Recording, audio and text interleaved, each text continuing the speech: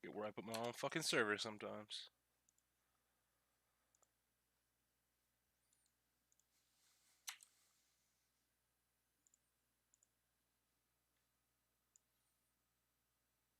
Oh.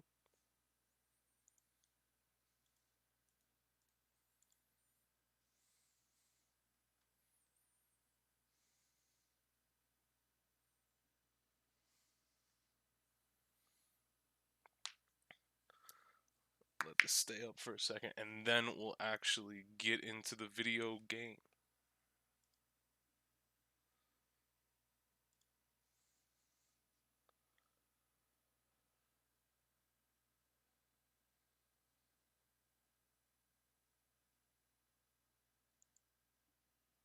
What's going on, C-Bay? Nice and loyal. I can always count on C-Bay to be here.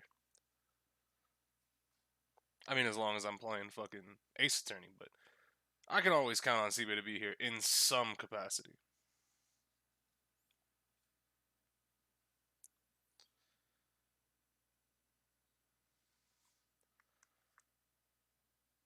But let's go ahead and start it off. I have no idea. It looks like the audio is good. Can turn it up a little bit. I think there's gonna be fine. Alright, but the first episode, Turnabout Target. Let's go ahead and get started.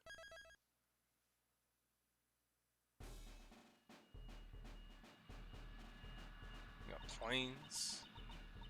We can see it. It's the emissary of peace from the east. The president's private plane is arriving at Gourd Lake. Okay. Can you hear it? The cheers of the crowd. Welcome, Zangfa Republic. Welcome, Mr. President. Okay, so the president of Zangfa is here. Your audience awaits. What's going on, Exalted? My dear friends, there is a reason for my visit. A few days ago, a smuggling ring that has long plagued my nation was exposed and crushed. Okay, so this takes place like a couple days after. Whoa! This takes place a couple days after fucking Investigations 1, then. Oh shit! Oh shit! Also, 3 months they give me Hajime. Thank you very much for that, Ben. Appreciate it, brother. But yeah, no, I thoroughly enjoyed Investigations 1. I have some gripes with it, like based on its individual chapters, but I think the mysteries surrounding each... Wait, so who got shot? We need that man, Miles Edgeworth. There's anyone who can solve this case, it's him. Ooh! Look at him go. But yeah, no, Ace Attorney Investigation was it was pretty decent. March 25th, 2:46 p.m., Gourd Lake Park audience area. I think the overall story of Investigations was really nice. Like, I think Ace Attorney falls flat sometimes in making its overall story, like the main story of the game, like kind of take the back seat for a little while during a couple of the cases. Like for example, the main story of Dual Destinies and like the Phantom and shit. Like it only takes place for like case 1, 4, and 5. But then, like, 2 and 3 and 6 are kind of just there and they're whatever. But Investigations does a good job of making it so that every case is important to the overall story. And I think that's something I really appreciate. I don't really want to say I don't like that the Ace Attorney games don't do that, but it's something I wish that the mainline games did. People gas this game endlessly, so I'm super excited to see what it's about. Me as well. Spirit of Justice, I think, does it pretty well. You can see the revolution going on in the background. Yeah, no, that's why Spirit of Justice is like my favorite of the mainline games, just because it works so well. Like the only time you can't see the revolution is with the Athena case, right? Where you're doing the what is it? Is it the Rakugo? The one with the storytellers, right? Or was that Dual Destiny? No, that was Spirit of Justice. Case 4 is there.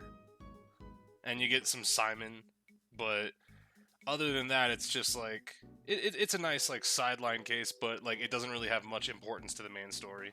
Either way, it's a good case. I'll say that. But speaking of cases, word of this must have reached every corner of the world by now. So somebody got an assassination attempt. Okay, I was about to say somebody got shot at, but nobody got killed. Also, while we've been fucking talking, this fucking background OST is kind of nice. Good mood setter. An assassination attempt on the President of the Republic of Zangfa. Gumshoe's already on the scene. My name is Miles Edgeworth. I am a prosecutor. I was asked to investigate this grave incident, but upon my arrival, they said they needed me. Oh, we get salutes, Mr. Edgeworth. Athena got such a raw deal. I think it's because Athena wasn't supposed to be a big focal character. I think that's the point. We've been waiting for you, sir. This man is Dick Gumshoe. He's a detective with a local precinct who assists me on all cases under my jurisdiction. What is the President's current condition? I'm still not sure, sir. The paramedics just entered his plane a few moments ago. I see. I hope it's nothing too serious. Very well, Detective. Please show me around the crime scene. Roger that, sir. We got our organizer and shit. Hey, mister, just a minute. I'm begging you. Who the fuck? Huh? What's this? Mister, you're the prosecutor in charge around these parts, right? Can I ask you a little something real quick? I'm afraid I must refrain from commenting for now. Let's go, Detective. Although I think somebody asked me earlier how I felt about Kay. I think Kay Faraday is pretty alright. I think as far as like assistants go, like air quotes there, like Maya, Trucy, Pearl, I think she's up there. I think she's definitely better than Maya, and I think she has a lot of Maya's personality in it as well. Hey, wait, Mr. Prosecutor. Hold on, Mr. Edgeworth. Wait for me, sir. Now then, Detective, care to fill me in on the details? Okay. Dog. That nigga looks dangerous. Also, how dare they call Miles back to Gourd Lake? That's a bad look. Basically, the whole thing happened here in Gourd Lake Park. It was a big welcoming event for the President of the Republic of Zangfa. Lysander? Yeah, pretty much. The President of Zangfa, Dijun Huang. That's a name, holy shit. Alright, nothing in particular.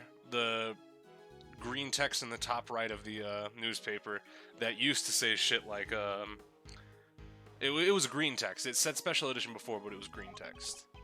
As I recall, newspapers and news programs were making quite a deal over his visit. Newspaper article jotted down in the organizer.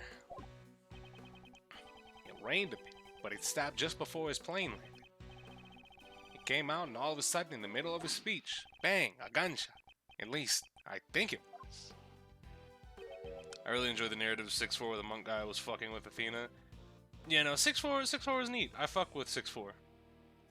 I see why people might have their gripes with it. Especially because, like I said, it doesn't really play too much into the narrative of the game. And it's kind of more just a fun breather from all the cool shit going on in Karain. But I think it's alright. I think it fits. You think? Truth is, I just got here as well, so I don't know the details, sir. So, you were also called here on short notice. Yep, and today was supposed to be my day off. Poor Gumshoe. Gumshoe gets a day off, they call him back in, and then it's like, yep, no, and then we're gonna cut your salary. I don't think it was supposed to be anything more than a fun filler case, which you did well. Yeah, no, I think it's one of the better filler cases, especially one that you don't do an initial investigation on. And I was supposed to be at the High Prosecutor's office preparing a case for trial. The Chief Prosecutor asked for you personally, sir. The Chief Prosecutor? The Chief Prosecutor was taking part in the welcoming. Apparently, the Chief called out right after the incident occurred. Call Prosecutor Edgeworth. He's the only one who can solve this case, he said. Yeah, if you took that case out of the game, nothing would change. Yeah, it would have been a really good case for an Athena-centric game, but because Athena was kind of hyper sidelined in that game, I have more, not more problems, but I have more that I can find wrong with it than I would like any of the other cases that were there. Like the DLC case, for example. The DLC case obviously didn't play into much of the main story of Dual Destinies either, or for Game 1 for that matter, if you're looking at Case 5. But I still think they're decent cases. All the DLC cases I think are okay in their own regard. I think 1.5 is probably the best add-on case that you can have, and the Spirit of Justice one shortly behind it, and then the Dual Destinies one. But I think they were all pretty decent. I see. So that's what happened. After the incident, we sealed off the park right away. Which means the assassin is still in the park. Alright. An assassin in this crowd. This could get dangerous. If there was another incident, these civilians could get in harm's way. This is a race against time. Let's begin the investigation. First, we investigate the crime scene and gather some information. Precisely. There's no mistaking it. The president was targeted with a gun. We got it. Logic is back. This is something I'll have to keep in mind. Detective Gumshoe. Where was security at the time of the gunfire? The police were only in charge of guarding the park's perimeter. The president was being protected by his own personal bodyguards. These two schmucks right here. It's those guys over there. Why don't you try talking to them, sir? Alright. To talk to someone, press the A button while standing near them. Great. Oh, okay, sick. I can use the touchscreen to move. I was a little bit scared. Although, let's see how... Oh, okay. I see how this works. I click on the direction I want to go in, so it's kind of like the old one, but I don't have like that circle thing. It's kind of just like this map. Either way, I don't have to use my fucking keyboard at all. What do you want? You are the president's bodyguards, correct? With the president's what was the president's security detail like during the speech? The president had his two best men by his side. The rest were stationed near the stage area. We are professionals. We constantly kept our eyes on the crowd, scanning for any signs of suspicious activity. I see. In other words, security was flawless during the president's speech. Okay. So, it wasn't from the crowd then? It was behind him? Question mark? 6-4 could probably make for a good case 1 for Athena. Yeah, no, if 6-4 was its own, it was the first case for an Athena game, it would be sick. Let's keep going. We should talk to other people and examine anything suspicious in order to collect the remaining pieces of information from the scene of the crime. I see, so that's how you round up your info. So what do you do with all that info after it's squared away? Someone in the crowd is making quite a ruckus, but I don't have time for that now. Hey, Mr. Prosecutor! Tell me how, please! After gathering some pieces of information, and try to find the connections between them. Detective! Hey now, don't be such a stick in the mud. What's this about finding connections? You connect the two pieces of information that share a link. That's Mr. Edgeworth's specialty. It's called logic, pal. Press the L button to use logic in the... Okay. Alright.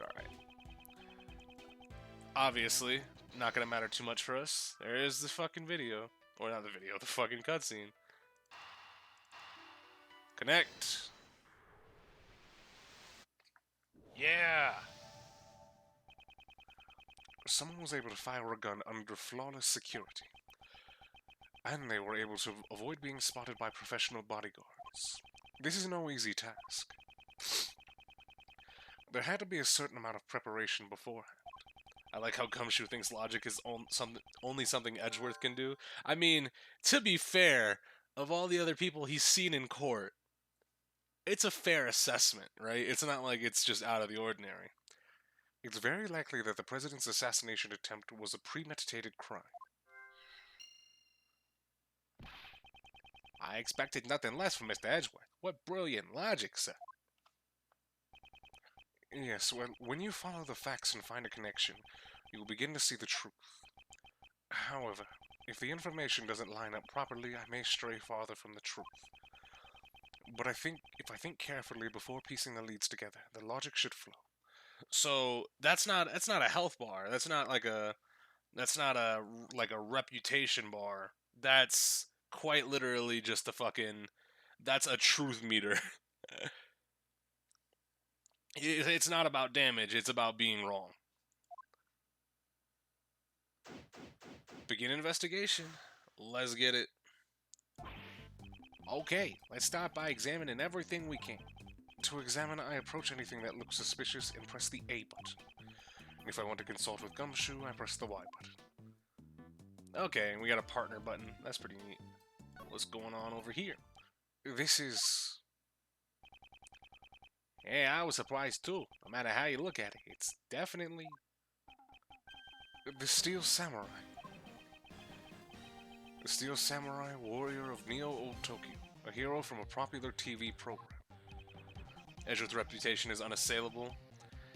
He will, however, be offended if he goes far from the truth. Popular with both children and adults, it has broad appeal. Why would they use a Steel Samurai balloon at the welcoming event, sir? Perhaps he was chosen as the hero to represent our country. I won't rest until I've inspected every suspicious-looking nook and cranny. Alright. Oh, that was a little bit unnerving. Fuck. There's nothing of interest here.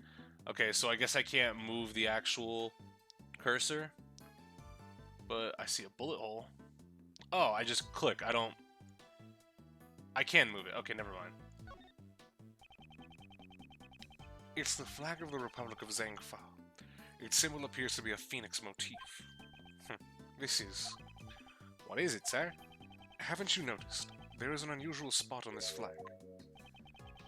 Compare it to the flag on the opposite side of the stage. There isn't a speck of dirt on it. This flag is spotless, sir. Yes, that is what the flag is supposed to look like. However, there is one spot on this flag that is out of place. Where is it, sir? Please explain it so I can understand. What a helpless man. I suppose I should point it out to him. Move the cursor to the unusual spot on the... Didn't I just do that? Okay. Okay, maybe I was just presenting the flag itself. Okay. There is an unusual hole here in this flag. Ah, you're right. Judging from the burn marks around the hole, it appears to be a bullet hole. Howdy, what I miss? Nothing much. We just kind of started up right now. A bullet hole? Then the bullet from the gun must have gone through the flag. Basically, we just started up. Somebody tried to take the president of the Republic of Zhangfa, who was visiting here on a goodwill mission. Exclamation mark, what happened, Ben? Damn it, Ben. Alright. So. The balloon, question mark? Boy, Steel Samurai balloon. It looks so miserable. Indeed. What did it do to deserve such a fate?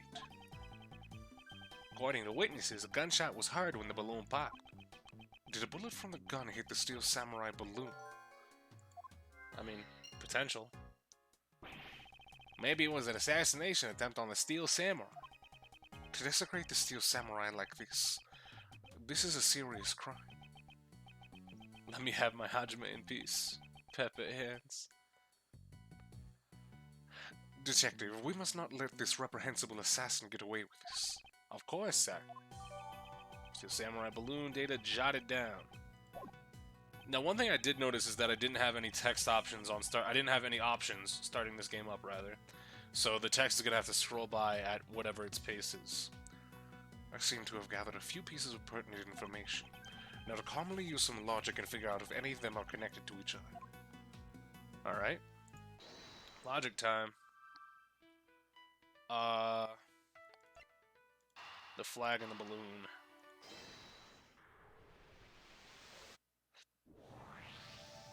text paste wasn't a thing. Oh, not text paste. I meant like the skip option. So like if the text is scrolling by slow, I could just click. Oh, but that wasn't a thing until the ports. Okay, gotcha. And because I've pretty much only been playing ports except for Dual Destinies. Gotcha. Okay, no, that makes sense. As a result of the gunshots, and there is a bullet hole in a flag and a ruptured balloon. That must mean 2 shots were fired, sir. Not necessarily, Gumshoe. If we include the shot that hit the president, it's... Oh, wait, it hit the president. Ooh. I heard 1 bang and assumed that somebody got a nice shot off. No, it's also possible that the flag and the balloon were punctured by the same bullet. If only we could be certain about the number of gunshots. Investigation. Oh, that was... nothing. That was pretty fast. Now then, let's continue the investigation. Hey, Mr. Prosecutor! If you find anything new, could you please let me know? I've been wondering for a while now, but who exactly is that woman? I thought she was just a nosy onlooker, but it looks like she's investigating too. With that fucking backpack on? Also, shout out to the Kirby music that's playing. What the fuck is this?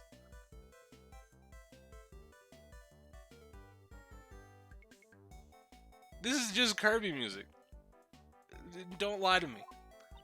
Hey, please, I'm begging ya. Is the music quiet for anyone else? I can turn the game up. I had it a little bit lower because, you know, unfamiliar system. Don't know how loud it was going to be, but... Is it better now? Question mark. In order to figure out how many shots were fired, we'll need to talk to a witness. It can't be helped. Let's try talking to her. Ah, Mr. Prosecutor. That's a nice design. Hold on. The name's Nicole Swift. Why do you have a microphone? Like, the headphones I was okay with, but why do you have a microphone and a bear trap? What the fuck? Yeah, I fly on the sleeve. Just between you and me, this case is gonna be my exclusive scoop. Don't tell me you're Lotta's friend. That would make way too much sense. Exclusive... Miss Swift, is it? Could you tell me what you witnessed during... So how's your investigation coming along? I see now why she has the microphone. Y'all got a suspect yet? Where'd you get that frilly doohickey around your neck? Could you please stop talking for a moment? I'll be the one asking the questions. What is this, an interrogation? I reckon I was gonna get myself an interview. I'd like to know how many gunshots were fired. Can you please tell me what you saw? Well, I guess. I ain't telling you nothing. What? My life depends on info. I ain't giving it up that easily. Don't be selfish, pal. Won't you please cooperate with us? Selfish? If you ain't gonna share no info with me, then I'm gonna go get it from somewhere else. Wait a minute, pal. Exhibit A of the translation team went above and beyond. You see, iFly Airlines is called something different in Japan. The translation team actually went through the trouble of editing her jacket. That's actually pretty interesting. That's pretty neat. Like, obviously, it's not as, like, detailed as the, like, other text, but it's neat that they did that. If I wait, are you gonna give me what I want? If not, adios, amigos. She won't budge. We're at a stalemate here. A stalemate. I wonder about that. What do you mean, sir? As you know, chess is one of my hobbies. How does one go on the offensive against a defensive opponent? There are many tactics available on the chessboard. Really? I don't know much about chess. I prefer checkers. Even if it appears to be a flawless defense, there is always an opening. Observe as I break down her defense with my words.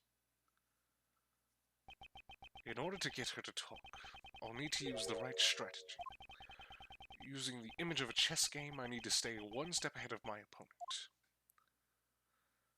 So, chess time? Oh.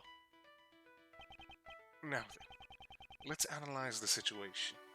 Okay. So this is Miles.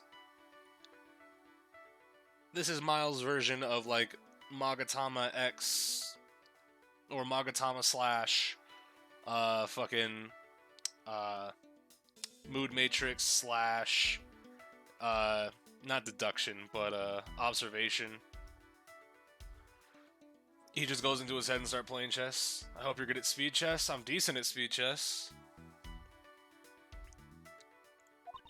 Oh, speed logic? Damn it. I thought I was actually going to be playing chess. Until you give me some info, my trap's sealed shut. Bracelet. She has her guard up, so this is her defensive strategy. If I waste too much time, she may grow impatient.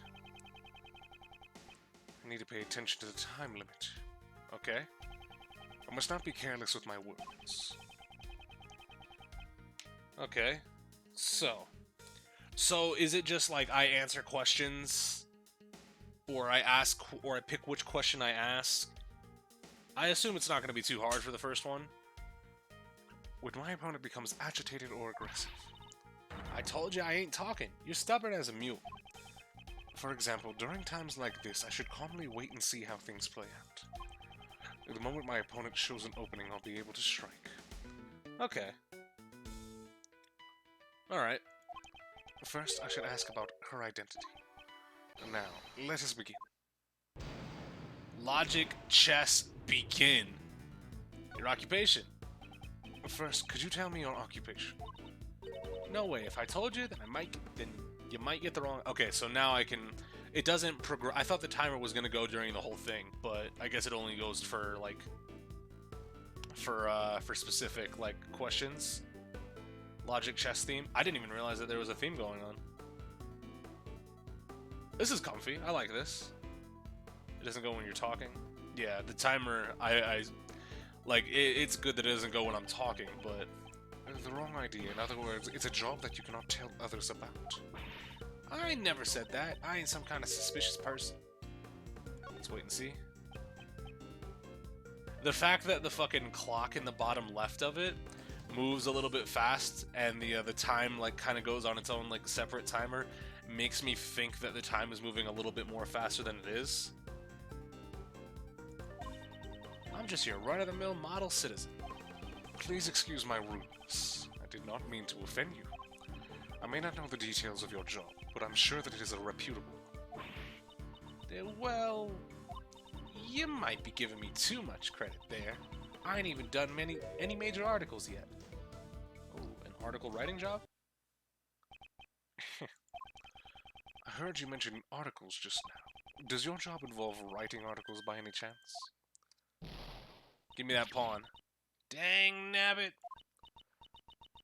That's right, I'm an investigative reporter. A bona fide, up-and-coming news journalist. I see. A reporter. Great. She may already have some information about the case. This will be my next line of questioning. Oh, and it refills the timer. Okay, so there's like little checkpoints that you get that if you go to it, I wouldn't assume that it would refill all of your time if you use a lot of it, but uses a bit of it. Chess Pog, what up, Mr. Stars, man? Did you witness it? Were you present at the time of the incident? The time the incident occurred? Hey, Mr. Prosecutor, how about some of that info you promised me? No, ladies first. I insist. I told you my trap's sealed shut. You ain't getting my info that easily. Wait and see. Don't press. I fuck with this. This is my livelihood here. Please, I'm begging you. If you stick your head in too deep, you may be putting yourself in danger. I'm a pro after all. A few gunshots don't scare me. Ooh, a few gunshots, you say? So you heard? Oh yeah, you heard gunshots? Or I was about to say, you heard a few, but she said, how many did you hear is the question. I'll admit, you're dedicated to your job. However, you still have much to learn. And the fact that you heard the gunshots clearly means that you were present during the incident. Some of the wrong answers are worded really humorously, like that one talker I'll arrest you. I mean, Miles Edgeworth arresting anybody? Nah, not like that. You must have seen something. Oh. Damage to the queen, but I didn't take it? Question mark? I assume that's the queen at least. It could be a rook, but it looks like a queen. But I just threw a pawn at it. Was that wrong then? I don't have a health bar, so I don't really know. I think it's a bishop. No, a bishop has the slit in the front. A bishop is more like, it's shaped more like a light bulb. Some pieces just take multiple shots. Okay. When we were talking about it being chess, I was like, okay, I'm taking, I don't know how I'm able to take a queen with a pawn, but I'm about to take a queen with a pawn. Yeah, pog. Busted again. I just happened to be here covering the speech, and that's when it all went south. That's all, I swear. I ain't saying another word. So she was here to write an article about the speech. She should still have the material she gathered for her article. This could be a useful clue. Okay. Content of your coverage. You said that you were a reporter. Did you come here to gather the news material? If you want to know that bad, give me some info first. No, you first. Show me what you've gathered. Honest to Betsy, I don't know what you're talking about. Let me try using that clue. You must still have the materials. Oh, a knight. Okay. Yeah. It would have planked right off if it was wrong. Okay. So, it just depends on... Okay, so, like, I assume that some things will, like, scale up. That's a little bit interesting. I like that. I wonder if they're gonna... Because I assume the queen is gonna be their last line of defense. At least for the most part for a lot of people. Because that would actually be pretty interesting. And you just send pawn after it, because in chess there is quite literally, it is almost impossible to take a queen with a pawn. But a queen with a knight, however... You should still have the materials you collected with you. Oh! Nope. That's darn tootin' I'm a pro. I collect my info with my own 2 feet. That's why I ain't giving it up without a fight. As the prosecutor in charge of this case, I am making a serious plea for your cooperation. Don't you mess with me. I ain't handing it over, and that's fine. Wait and see. Please understand where I'm coming from, Mr. Prosecutor. Being a reporter is a tough job, isn't it? So you're finally getting... How has your job performance been? Well, I'm always trying to be the best reporter I can be. This here tape recorder, I always carry it by my side. Let me listen to the tape.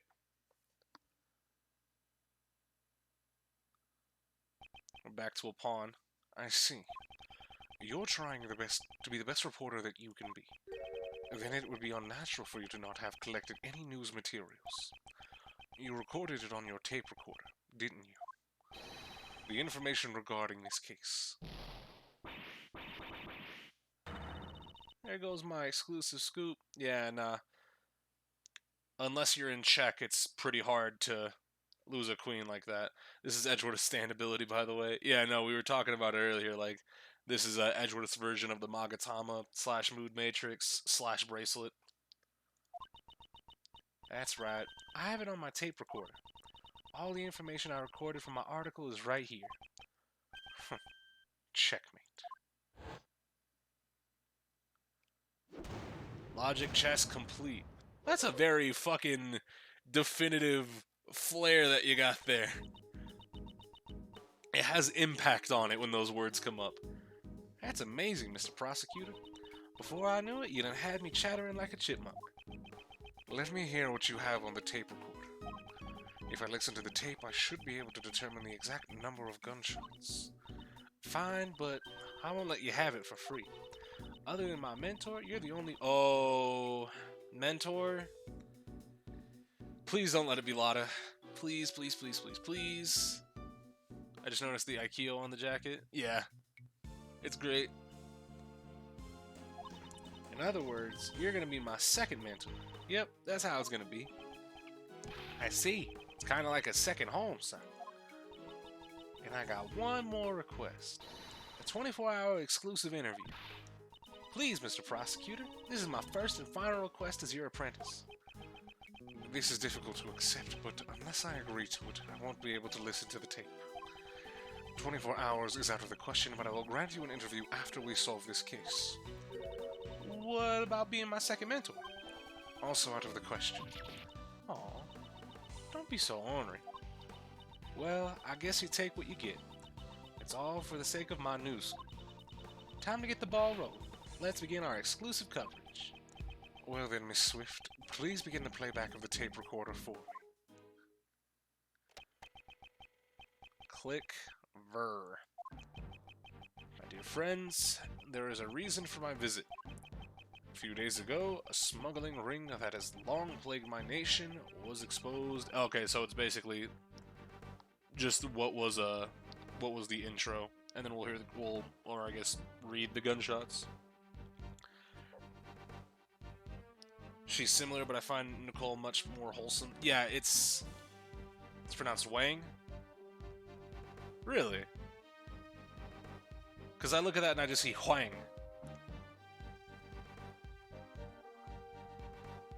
I guess it's similar, right? But yeah, no, I think Nicole is a little bit more endearing than Lotta, because Lotta is a little bit more aloof.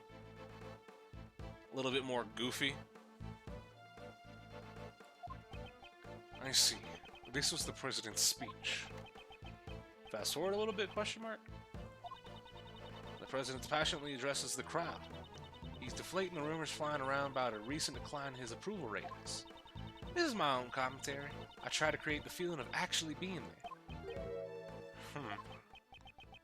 According to the schedule, there's a meeting after this. You seem quite pleased that the Yatagarasu incident has been resolved. The Yatagarasu incident has been named. Well, of course, it's a great honor for us as well. Whose voice is this? Those are from the folks standing in front of me. I reckon it was two older men. They kept on whispering to each other. Where have I heard this voice before? Oh, the gunshot's coming up. Haha, tape recorder go ver. The president raises his fist in the air. The atmosphere is boiling to a fever pitch. However, the battle is still not over. I declare here and now, the hammer of justice shall be brought down upon all evil. Count 'em, two gunshots. Apparently it's Wong, Rise with Song. Okay. Huh, interesting. Click. Nicole's tape recorder data jotted down in the organizer. It seems that 2 shots were fired. And what do you reckon? It's quite simple, really. Using the bullet's trajectory, we can deduce its flight path. So where was he shot from? 2 shots were fired, 1 hit the president. That means the other shot is a hole in the flag and a punctured balloon. Do you understand now the location of the perpetrator who fired the gun? The bullet that struck both the flag and the balloon was fired from this area. According to the lineup, this seems about right. Like either here or the tree line.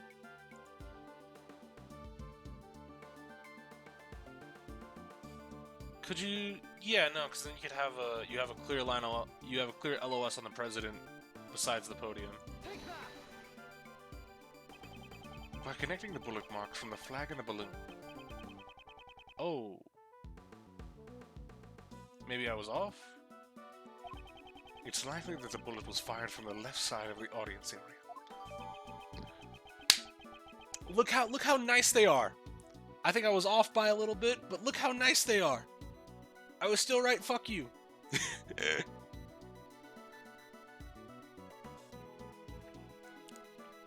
Oh, that's actually really nice. You see how I don't have to be precise? I just have to follow the trajectory? It's almost like they could have done that for another case involving bullet pathing. But they didn't, because fuck me. Just what I expect from Mr. Gumshoe, Mr. Edgeworth. Detective Gumshoe, I would like to investigate the left side of the audience area. Yes, sir. Wait, you mean we have to move all these people?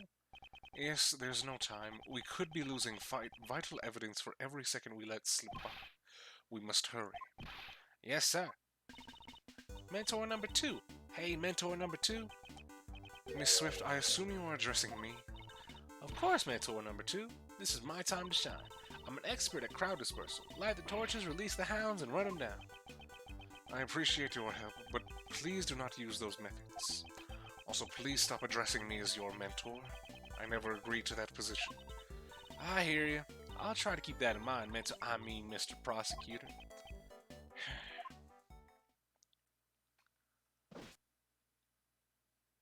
Go get him, Gumshoe. Mr. Edgeworth, we're ready to begin the investigation, sir. Miss Swift here was all over the crowd helping us round them up, sir. This ain't nothing compared to my first mentor's mob wrangling skills.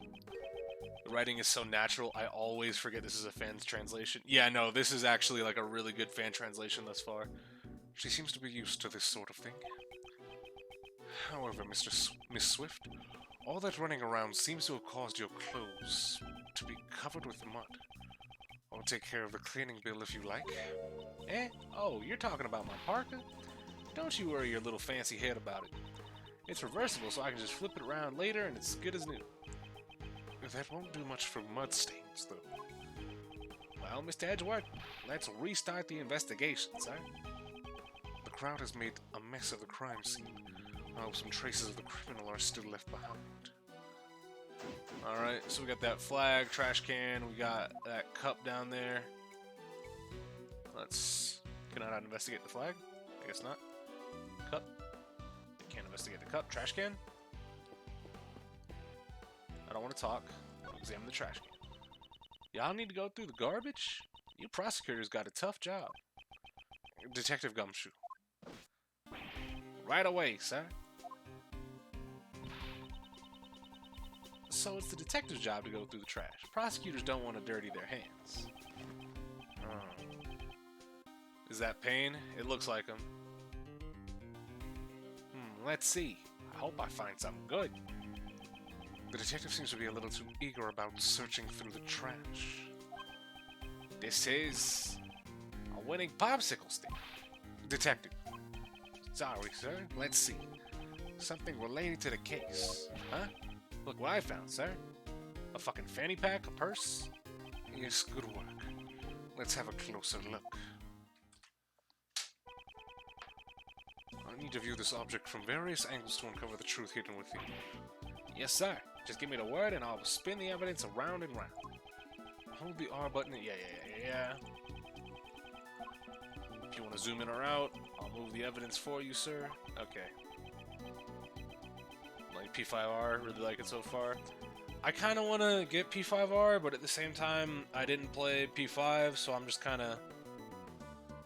My biggest exposure to Persona has been the soundtrack. Or Persona 5, excuse me. Persona 5, my biggest exposure is just the soundtrack.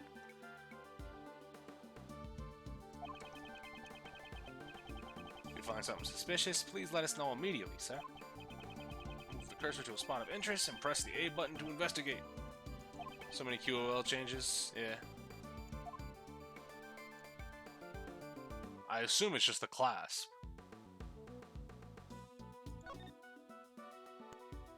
There we go. Is that a fucking gun? It's a document of some sort. Let's see.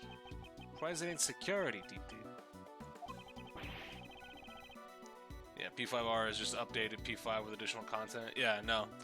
So, like, if you don't really care too much about the QOL changes, you could just play P5. I've been told. If you haven't played the original, go ahead and play Royal. But I already have 5, man. I played a little bit of it, I just couldn't get into it. Like, I got to, like, the 3rd palace, and I was just like, yeah, I'll play it later, and never did. These are the plans for the president's security, sir.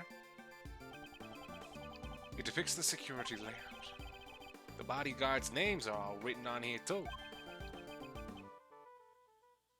You really said third palace and stop? Yeah.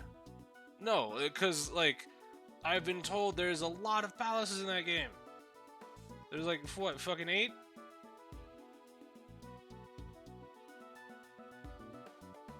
I couldn't play past that. I had too much on my plate.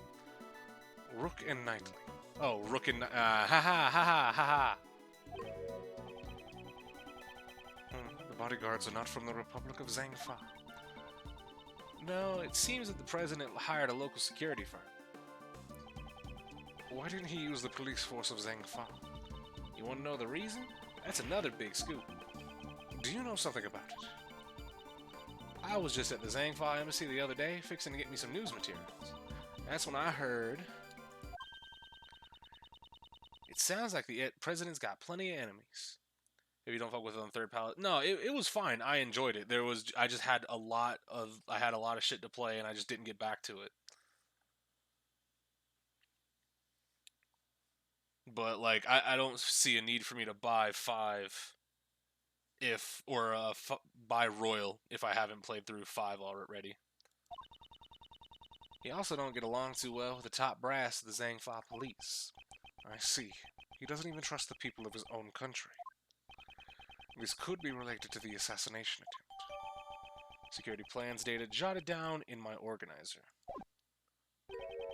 Why would this document be in the bag? That is strange indeed.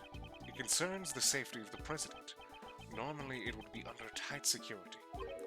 Huh? His bag. There's something else in it, sir. Yeah, we were caught up on the fucking plans a little bit. It looked like there was a fucking grip for a pistol in there. Yep, there. Holy shit! You got an optic on this revolver? You're telling me a chicken fried this rice? It's a gun, sir. Mr. Edgeworth. Could this bag belong to the... Indeed, it is possible that the assassin may have thrown it away. It's a revolver. For something like this to appear in a place like this.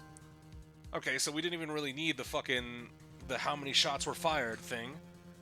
Unless we open this up and see 1 is fired. Okay, that could be potentially interesting. Logic? Is this the work of a professional assassin? He must have used that document to carry out the crime, sir. This revolver. I will need to take a closer look at it. Yeah, so it's a fucking... It's got a... Ooh! It's a dot. This is a laser pointer. It's an implement you attach to a gun to help you aim with a laser, sir. Just press here and... Dog. That's pretty neat. I've never seen an over-the-top laser mounted like that. Usually it's something you attach to the trigger guard, if in the case of a revolver. Gumshoe knows how to fire a gun. Yeah, he just doesn't like his guns. It's firing a red laser, sir. Did the assassin use this laser pointer to target the president? Well, then how the fuck did they miss and hit the goddamn... Okay, maybe it was meant to be a distraction. Maybe it was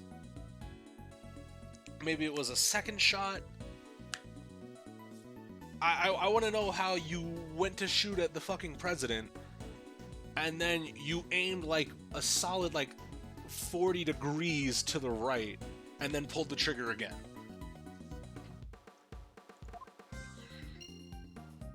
Okay. Oh, there's more? This would be the grip. I've held the grip of several guns. It's never been a very pleasant feeling. Alright. Let's take a look at these cartridges. This gun fired 2 bullets. That matches the number of gunshots heard. This must be the murder weapon. Oh, this must be the murder weapon, sir. Revolver data jotted down in my organizer. This bag has provided us with a lot of useful evidence.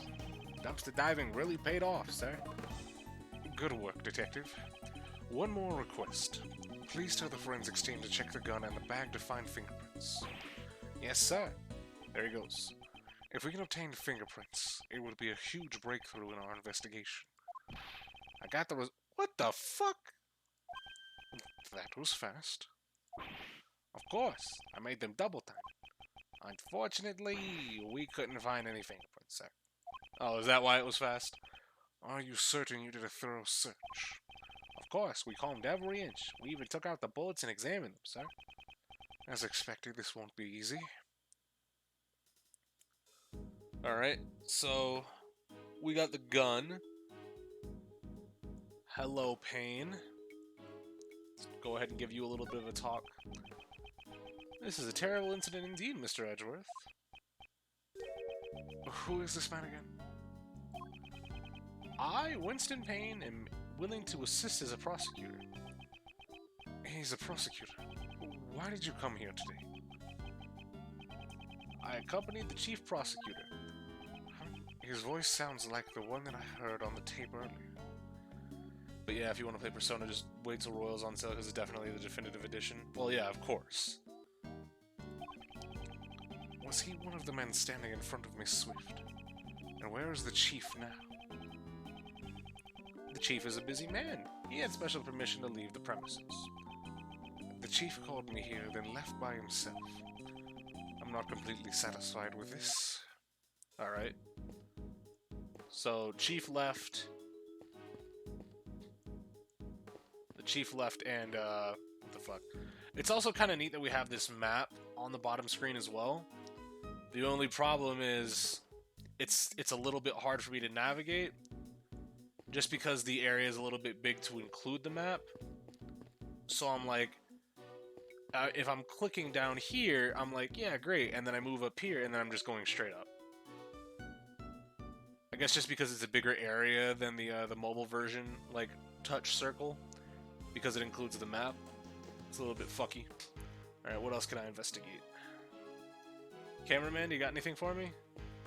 Hey. You're with the television crew, are you not? Oh, that's right, but... Then you must have recorded the speech. I'd like to see the footage. Yeah, about that. That will be difficult. What was that, pal? It's your duty as a citizen to cooperate with the investigation. After the incident, the guest knocked over the TV camera in panic. All the footage was lost. If there was any footage left, it could have been vital evidence. It's too bad, sir. I hate when I leave my cup of water sitting for too long, and the ice melts, and there's condensation on the outside of the cup, and then it drips down the front of my shirt when I go to take a drink, and now it just looks like I'm a sloppy drinker. Who's laughing? What was that? Looks like you're in a jam, Mr. Edgeworth. That voice. Hey, Kay.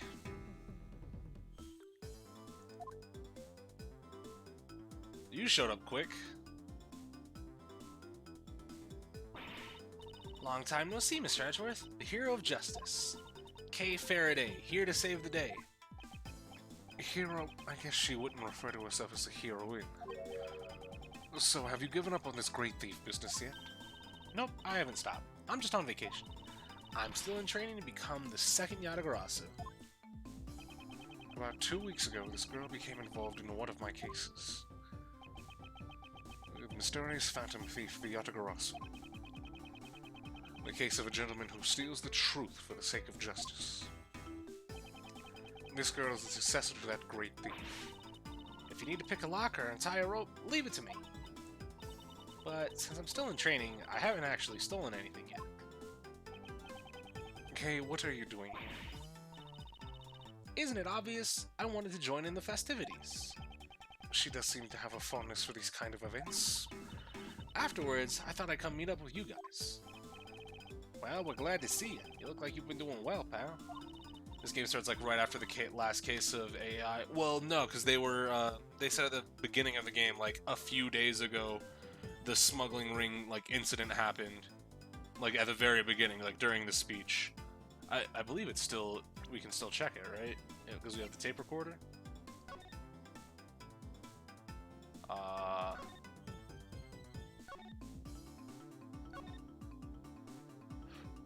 Yeah, no. He was talking about, he's, the line after there is a reason for my visit, he was like, there's been a smuggling ring in the past few days. So it's very soon after the end of 1. So it's, we're going.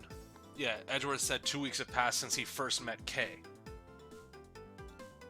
So, assumably the court proceedings for fucking the Adagarasu case wrapped up a few days ago. Phoenix hasn't even lost his badge yet. My god. It's been a while, Gummy. I'm glad you're well... Oh. I'm glad you're well, T. I assume that's 2? Kay, you said earlier that you could help me out. Please don't be surprised, Mr. Edgeworth. I took a photo that captures the exact moment of the crime. Who gave you a camera? I see. Could you show it to us at once? Same as usual, I see. Well, let's check that theory. Well, no, because I can only enter it on the end of text. Maybe I entered the menu where the Japanese text would have ended, and the English text hadn't finished yet. That could have been the case. Same as usual, I see. Can't you even act a little surprised? Yeah, that prosecutor's always in a sour mood. He even got annoyed when I called him my second mentor. Oh, by the way, I'm Nicole Swift, up-and-coming investigative reporter. Nice to meet you, Nicole. Yeah, Mr. Edgeworth's really... Enough idle chatter. Can you please just show us the photo? Fine. Here. Oh. Dog, did he get shot in the head? Or is that the fucking laser? Is that guy wearing a neck brace? I have way more questions than I want. I assume the guy on the left is Rook, and the guy on the right is Knightley, though. Just because he kind of has a mohawk, kind of like a horse's mane, and the guy on the left is Square. It was awful. Everyone in the audience was running in panic. Look at that chessboard tie. Yeah, that too. This photo depicts the president and his 2 bodyguards. Judging from the names written on the security plan, these 2 must be Rook and Knightley. Huh? What is this? Thank you, Kay. This will be a very important clue. Oh, you got that sharp look in your eyes. Did you find something, Mr. Prosecutor? In this photo, there is a contradiction. Oh. This photo? I don't see nothing. If you don't understand, then I'll show you. The scene captured in the photo and the evidence I have on hand. By comparing the 2, I'll find the contradiction. It's time for my deductive skills to come into play. First, I have to find the spot that holds the contradiction. It has to be the fucking laser, right? Oh, well, I mean, I guess it can stop me too. Once I found the button, or once I found the contradiction, I press the X button with conviction. Then I present the evidence that contradicts the spot.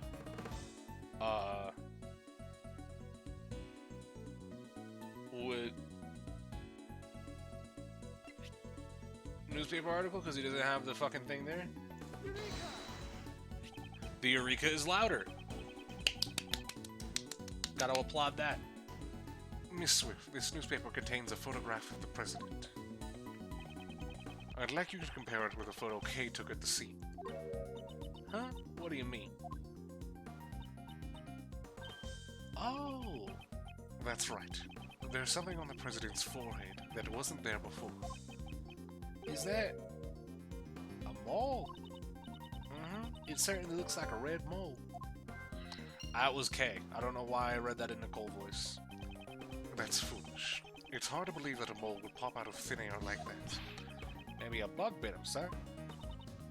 That all? I thought you were onto something. Turns out it's just an itty-bitty bug bite. You were talking with such a serious look on your face, I was getting all excited. The way to the truth always begins with a small contradiction. Ooh, that's a great way of putting it. I'll be using that for my article. Alright, camera data jotted down.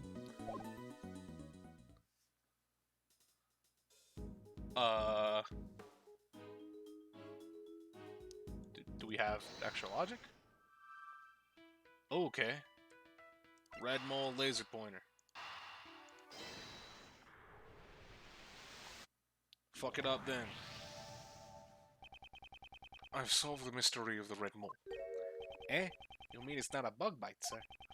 It's nothing like a bug bite or an itchy rash. This is the light from a laser pointer. You mean a gun was aimed at... Gumshoe? I love you, homie. I really do.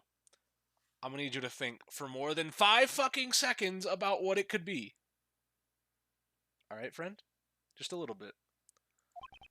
And right after that, the second gunshot was heard. That's certainly more than just an itch, sir. Indeed, I'm concerned for the President's well-being. It's become more and more likely that this gun was the weapon used in the attack. Assassin's revolver data updated. Fuck clicked off of the window. Why did the criminal use a laser pointer, sir? That's right, they would have had a beam of light shining from their hands.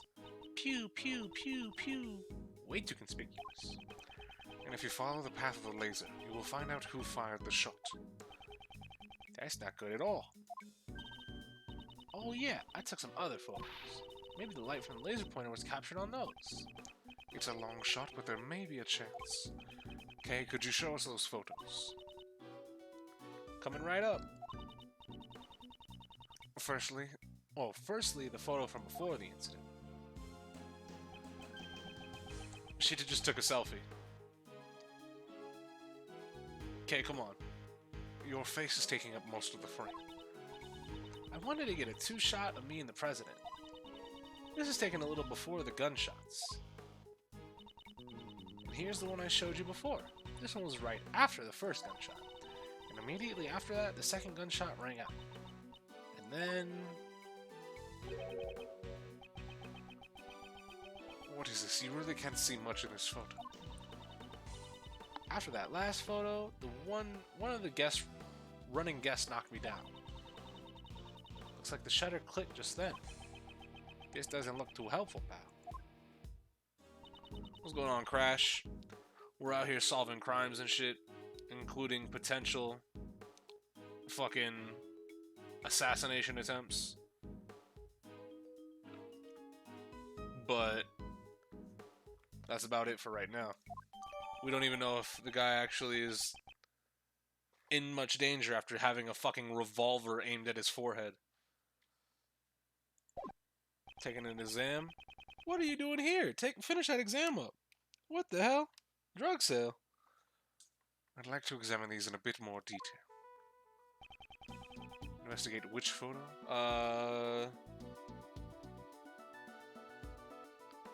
Before the incident, question mark?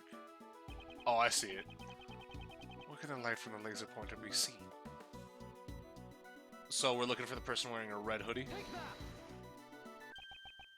I found it. Not the organizer. What? Look just in front of the person in the red hood. Is that Payne getting aimed at right there? I believe so. If you could see Nicole like right underneath them, then yeah, it's definitive, but the best footage we have of the chief, the back of his head, it really did not matter who the previous chief was before Edgeworth. Yeah, it's just that old guy with the white hair. Yes, it's probably the light from the laser pointer. Then that red hooded person Would be the assassin. We did it! It's all thanks to me, right? Right, as expected, the great thief has stolen the truth. We did see him at Gatewaterland too, did we? Huh. Perhaps the criminal can be seen in the other photos.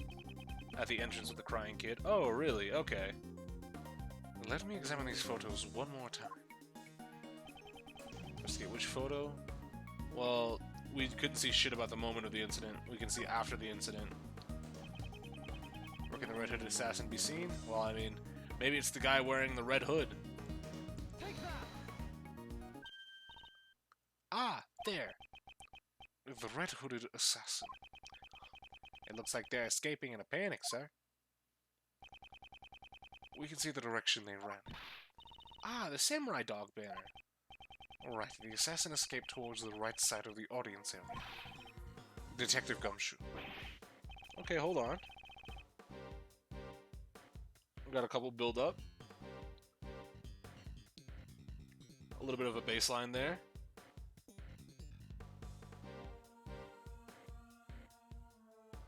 This one's okay. I thought it was gonna build into something stronger, but it's alright. Not crazy. Got it, sir. We'll investigate the right side of the audience area. I'm counting on you. Gumshoe salute. There he goes. Oh, The red-hooded assassin. Since the park was sealed off, there's nowhere they could have run to. If we follow their trail, we'll definitely catch them. not a huge fan of the music in this game compared to the first one. I mean, thus far it's okay. We haven't gotten into an argument section to see if they updated the questioning or pursuit themes. So we'll have to see. Now then, let's continue with the investigation. We'll definitely find some traces of the assassin. Alright. So I would assume that I would assume that the fucker ditched the jacket, right? There are toy rifles lined up neatly on top of the counter. Oh, it's a shooting booth, sir. I hate to brag, but I'm actually pretty good at these. I thought you said that you weren't good with guns. It's not that I'm not good with them. I just don't like guns, sir. Normally, that's what you would call not being good with guns. I mean, he's good with guns, just not good with guns. Okay, so somebody knocked over the banner. The flag from the shooting booth is lying on the ground. The crowd probably knocked it over. Judging from all the footprints on the flag, there must have been quite a panic. Do you know where you can buy these flags, sir? Why do you want to know? Are you going to write Gumshoe on the flag and carry it around with you? How did you know, sir? Don't tell me. Mr. Edgeworth, did you just read my mind, sir? I meant it as a joke, though, for him to actually have thought that. Come on. Come on, Gumshoe. He can fire them, but he doesn't want to. Yeah, nah. Marksman Gumshoe. So there's a hat. No, no particular fucking jacket, though. Well, I shouldn't have opened my mouth. Is that blood? Is this... It's a red button, sir. Could this be... Alright. This could be related to the person in the red hood. Fuck, I wasn't trying to click that again. God damn it. A red hood, a red button, a red balloon, and a Mr. Edgeworth. This case is full of red things, sir. Hold it, why am I included in the list? Well, your clothes are red. Ah, maybe the person in the red hood is an acquaintance of yours. Gumshoe. If you truly believe that, then I suggest that you should carefully think this through one more time. Especially in regards to your next salary assessment. Don't cut his salary for being stupid. Come on. There's something red down there. Detective Gumshoe, please check underneath the food. Big yawn. The food stall. Something stuck down here. Let's see. It is a red raincoat. Could this be? The assassins... It appears that he got rid of his raincoat before he ran away. Which would be the smart thing to do. I'm glad we have a smart... illegal person... Smart smart would-be assassin? What would be the phrasing for that? Capcom releasing multiple major new titles before April next year. And we're not getting a new Ace Attorney game. Yay! Smart Suspect. There we go. Or Smart Crook, like Ben said. Yeah, either one of the two. Red Raincoat data jotted down. Alright, so we got that, we got that. Am I supposed to be looking at the inside of it? This sleeve, it's inside out. It's also missing a button. Oh, okay. Alright. For something to be gained, something of equal value must be lost as well. That is the law of a mediocre anime. What am I looking at now?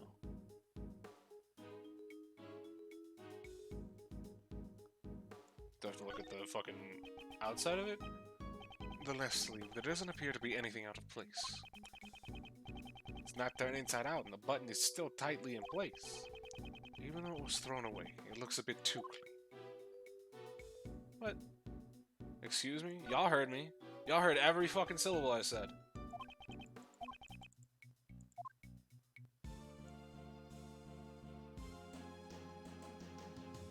What am I supposed to be?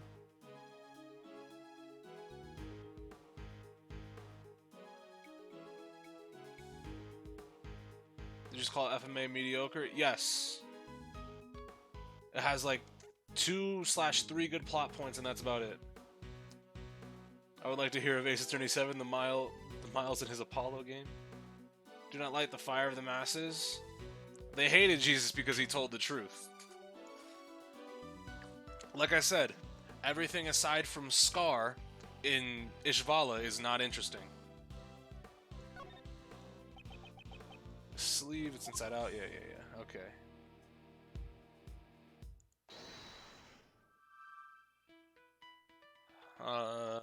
Well, this seems to be very easy. Brotherhood, I think, is very overrated. It looks like the fallen button came from the raincoat. Not saying it's bad, keep that in mind. I'm just saying it's not as good as people say it is.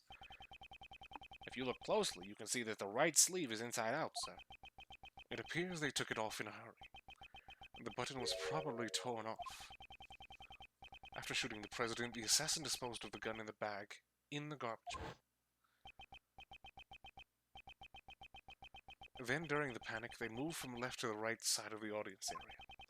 I wouldn't even say it's 5 out of... It's more like a 4 out of 5 for me. I just don't think it's that good. Niggas definitely overhype it. The assassin then took off the raincoat and hid it under the stand.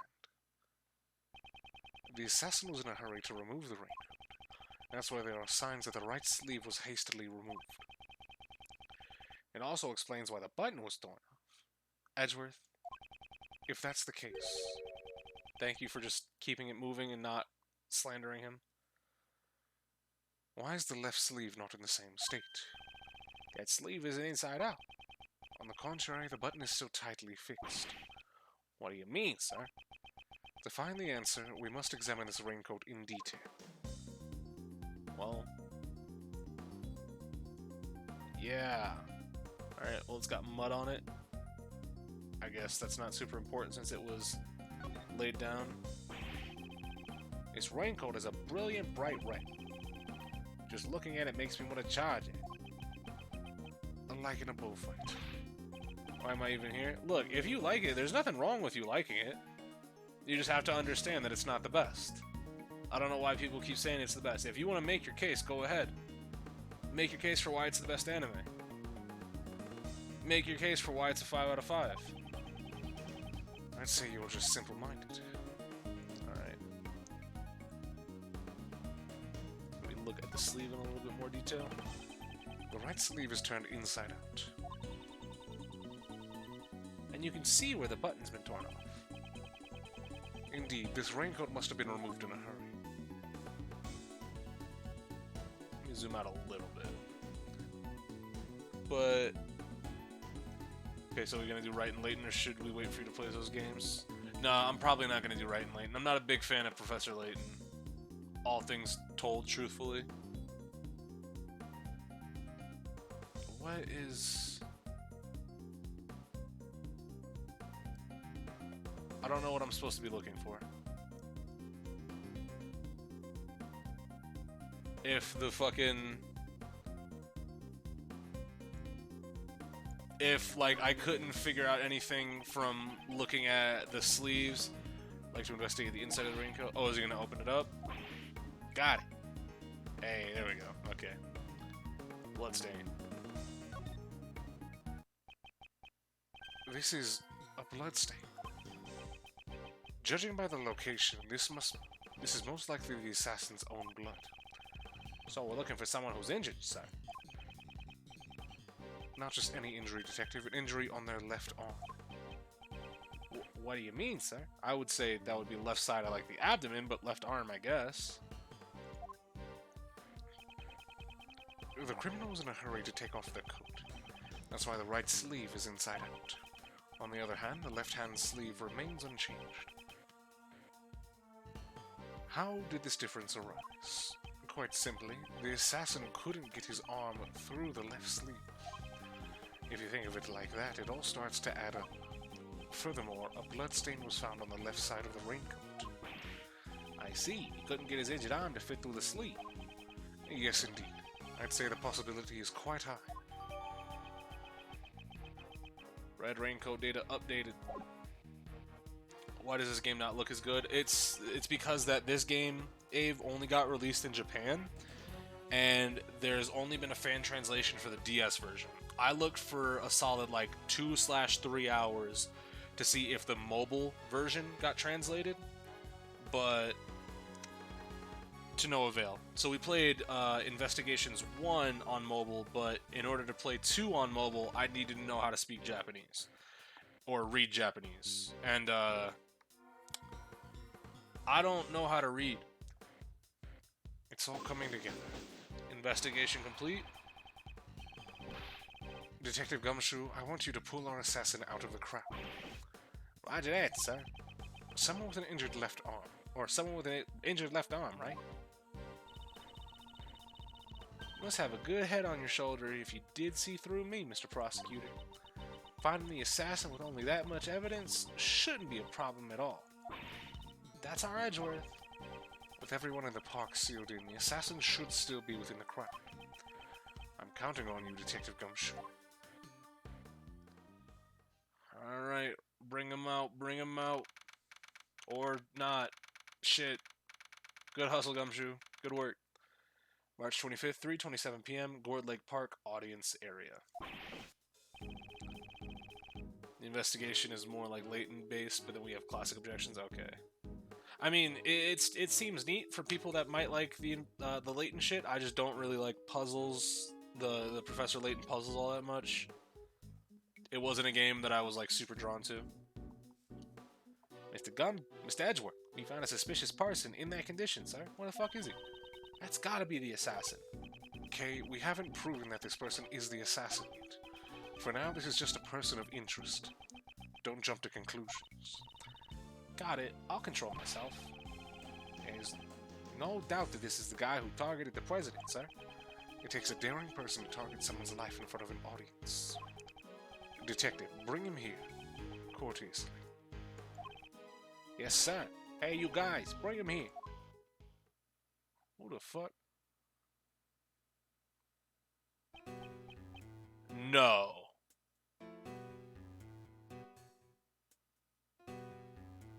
How are you just walking? Okay, well, you didn't get arrested. To be fair, you never got arrested. So now the question is, does he go through the gimmick again and say his name is John Doe? Look at the ice cream. Great. What's going on, Shelly? He's not carrying an umbrella, and his left arm is bandaged. You there. State your name.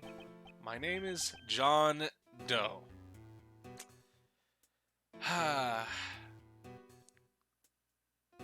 he has one gimmick and he sticks to it. So is it now that fucking Phoenix did his job in court, it's Miles' job to catch him and put him away? Now you gotta leave. Take it easy, Ben. We'll see you later. John Doe, that's an unusual name. That is correct. This man, have I seen him somewhere before? Prosecutor Edgeworth.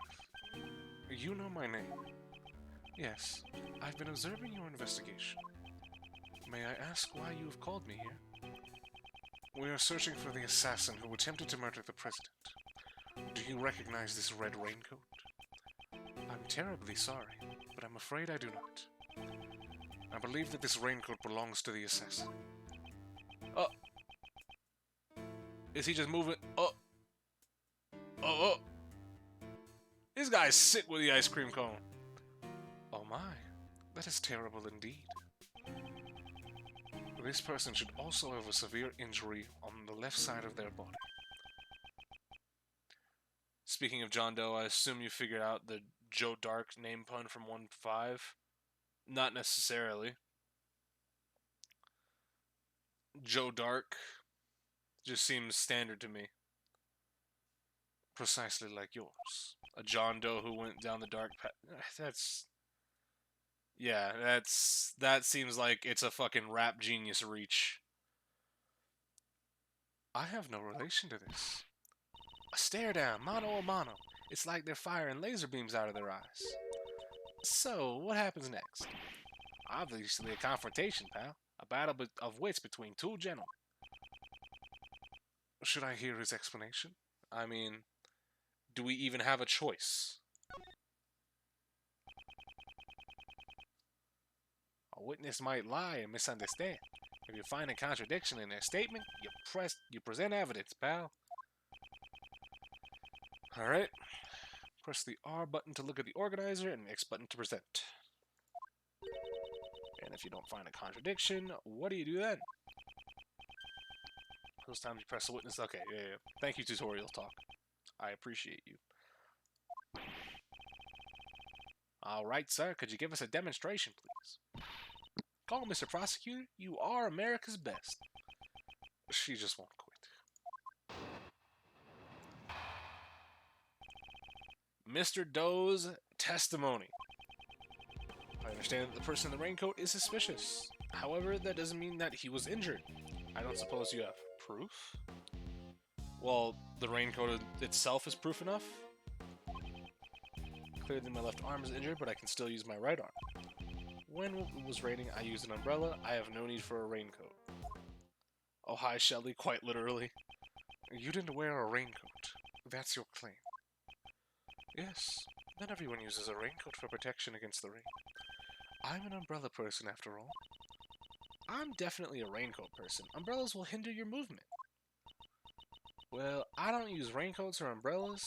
Come rain or snow, all I need is my trusty parka. This wasn't what I wanted to talk about. I hope you understand. I am not the assassin. Unfortunately, leaving a testimony unexamined goes against my principles. How troublesome.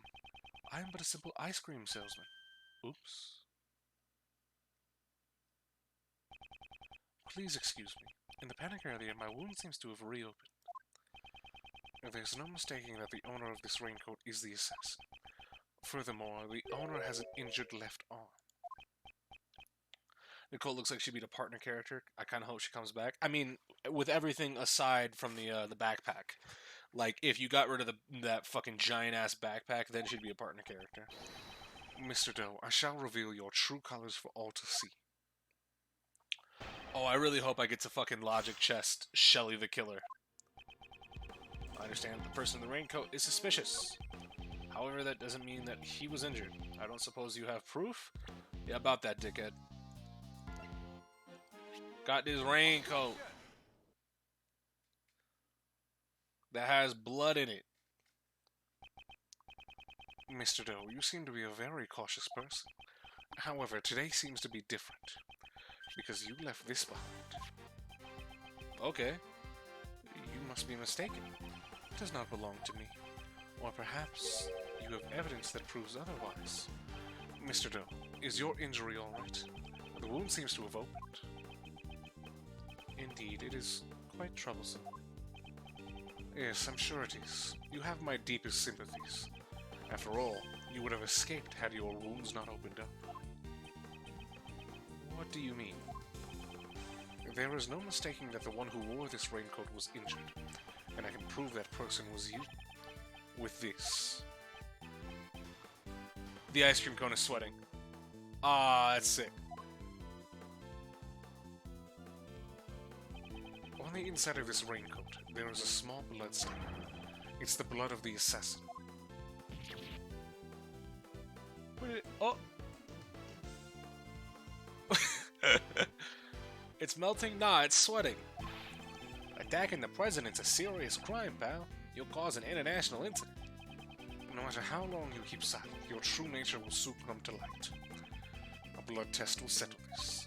The blood from the raincoat and the blood from your bandaged arm. You never actually see Shelly emote. It's always another item he has control of. Yeah. Like the radio when he was in court, in quotes. I have all the evidence I need. Why don't you just admit it?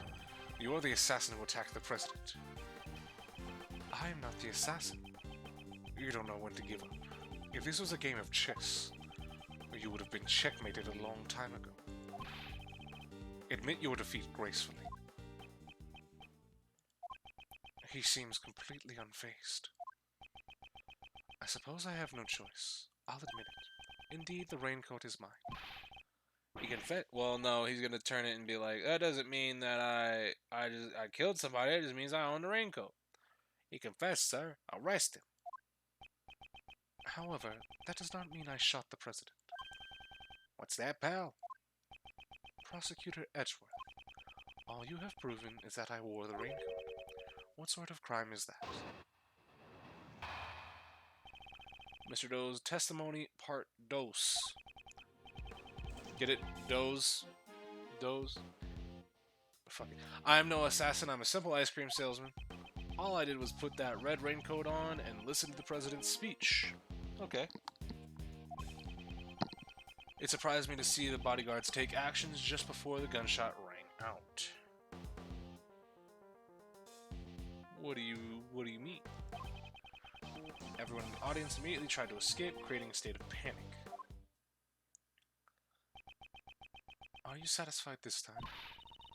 His story's getting fishier by the minute. He's really suspicious. Glaring at me won't help. We've got evidence. Here, look at this guy in the red raincoat. That's gotta be the assassin. I see. That is certainly not me. What? Oh, well, I mean, that's a better line of defense. Prosecutor Edgeworth, please consider this carefully. Was I really the only one who wore a red raincoat? Whether he was or not, the person in the photo can only be Mr. Doe. But why? This man's self-confidence and intensity. Alright. I mean, he's gotta be confident. You know why he's gotta be confident. Well, maybe you don't, Edgeworth. But yeah, Mario was definitely right. This is your direct proof that Miles needs a pair of fucking glasses on his face. Alright. All he did was put on the raincoat and listen to the president's speech. It surprised me to see the bodyguards take action. Yeah, I'll press that. So the bodyguards reacted before the gunshots went off. Yes, the bodyguards moved first. The one on the left side of the stage, in particular. You saw it all quite clearly. I have good eyesight. I mean, you have decent eyesight. You have to wear a monocle. The names are written in the upper left of the security plan. The bodyguard on the left side would be Rook. That is correct. A Mr. Ethan Rook, I believe. Perhaps he noticed the light from the laser pointer?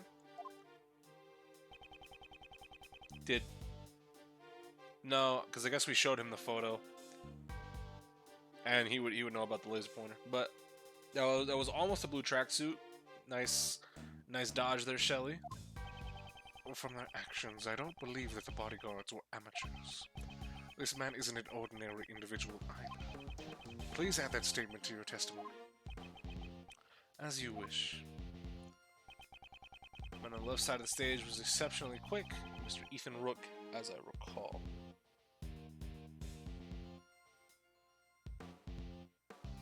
What do you think of the argument theme? It's nice. I think it's a little bit varied in its instrumental. It's definitely not anything that I would look up, but it's nice background noise.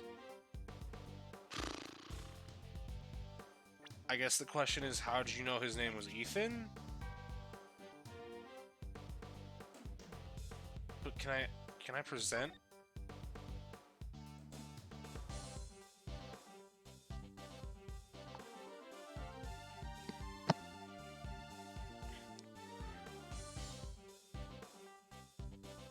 Pay extra attention to the lake area. In case of emergency, Knightley will lead the president inside the plane. How would he, like... How can I prove that he doesn't know or he shouldn't know Ethan's name? Or Mr. Rook's name? I don't have anything... Fuck it. I mean, I guess. Well, I guess. Shake that head. Yeah. It seems you are just a simple ice cream salesman after all. You think too highly of me, Prosecutor Edgeworth. Why would a simple ice cream salesman know the name of the president's bodyguard? The name of the bodyguard? Surely you jest. Didn't you say their names just a moment ago? Mr. Knightley and Mr. Rook. Correct? Okay, this one is an upgrade though. Is this the pursuit theme? Cause I fuck with this one. This is a diagram of the security plans. We learnt their names from this. However, please look. Only their surnames are written here. I need to look this one up. This one, I need to see if there's like a fucking a remix version, or not a remix, but like an actual instrumental version of this, because this is actually really nice. Both this and the Last Pursuit are bangers. Yeah, no, good Pursuit themes. You distinctly said Ethan Rook. How did you know his full name when we did not? That's pretty weird, sir. Why do you know his name? Explain yourself. Pursuit wanting to find the truth. Thematically appropriate. So we're just gonna do a quick pause arena. We're gonna go over to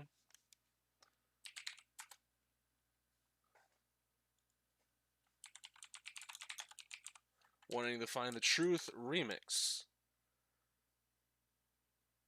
I did find a remix. We're not gonna scroll down to the comments.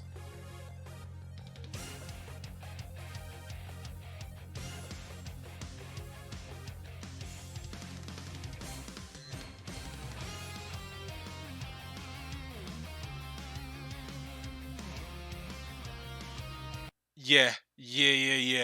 When it's translated to real instruments, that shit is sick.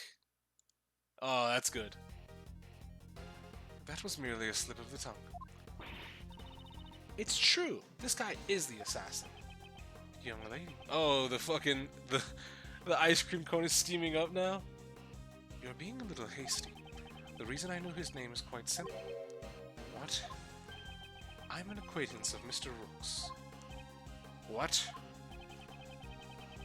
He and I have a bit of a connection. His is a name that I will never forget. Mr. Edgeworth, he's just telling a big fat lie. This is not a lie.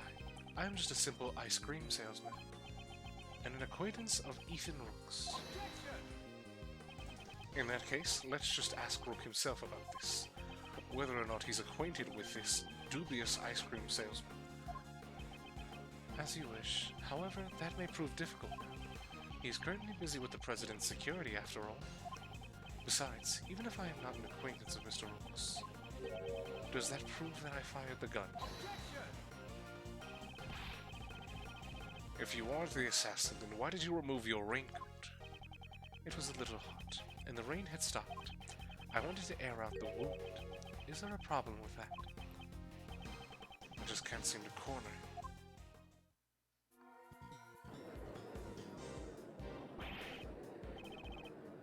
Why did they put in the gallery chatter noise?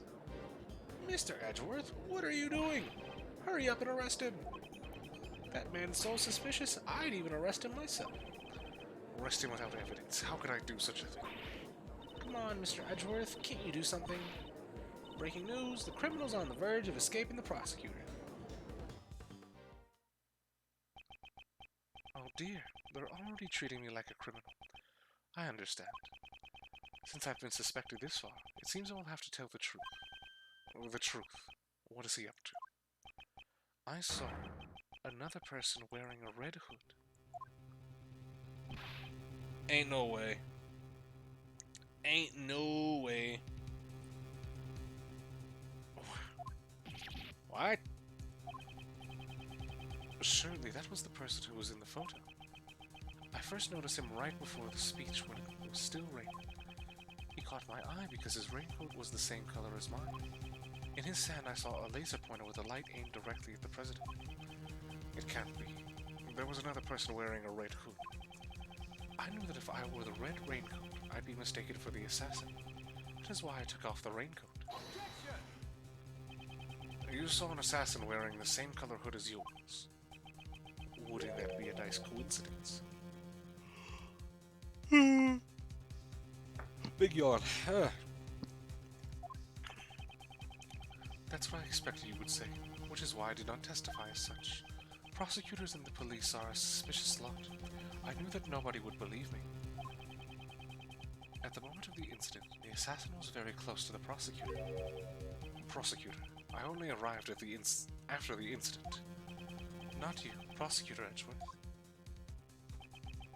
I could believe him if the nigga in the shadows from the first game and he has anything to go off of. It could happen. I mean, that prosecutor over there, we're standing at. Oh, was it? Is this how? No, not necessarily. Because the trajectories could mean that. The trajectories could mean that the first gunshot. Because we're all under the assumption that the two gunshots that resulted in a direct influence on the crime scene, both popping the balloon and putting a hole through the flag, as well as the bullet that hit the president, we're assuming that those came from the same gun. We haven't looked at the rifling on either of the bullets. Shit, I don't even know if we found the bullet that hit the balloon.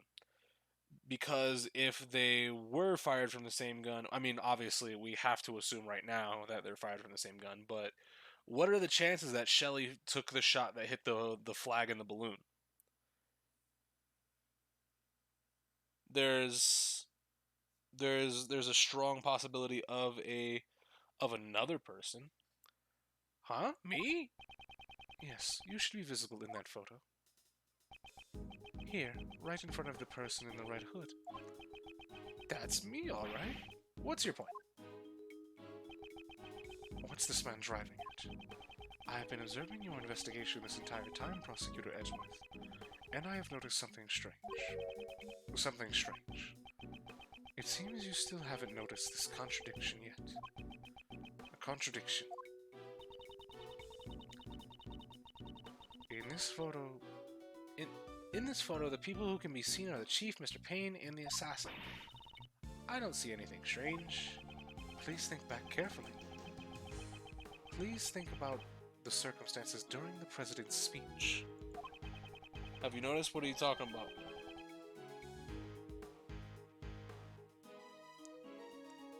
Have you what you talking about?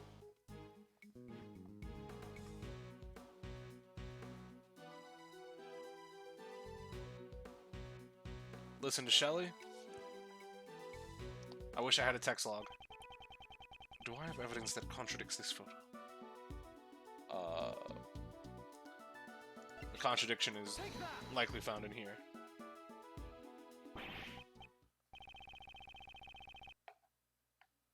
It can't be. There's a contradiction between this photo and the tape. It seems you've noticed. Mr. Edgeworth, what's going on? There is a person missing from this photograph. Huh? Who is it? Yes, it's rather strange. Someone who should be there, but is not. The person who should be in this photo is... Well, I said it earlier, I just didn't think of how fucking, like, particular it could have been. Because she said she was right behind Payne and the Chief Prosecutor. Huh? Miss Swift? Yeah, being quiet at a time like this probably isn't the greatest of looks. Why would you say that? Mr. Payne's voice was recorded on Miss Swift's tape. He was whispering quietly with the chief prosecutor.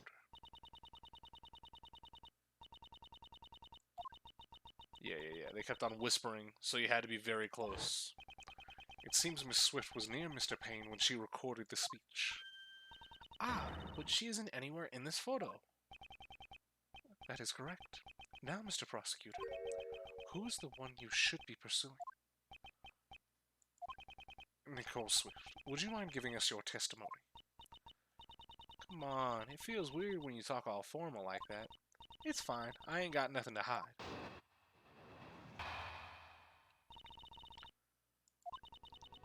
Ain't like I stayed in one spot while I was recording. I was moving around the audience area, shuffling here and there. I don't believe that one. I reckon this picture must have been snapped at a different time to my tape recording. No? No?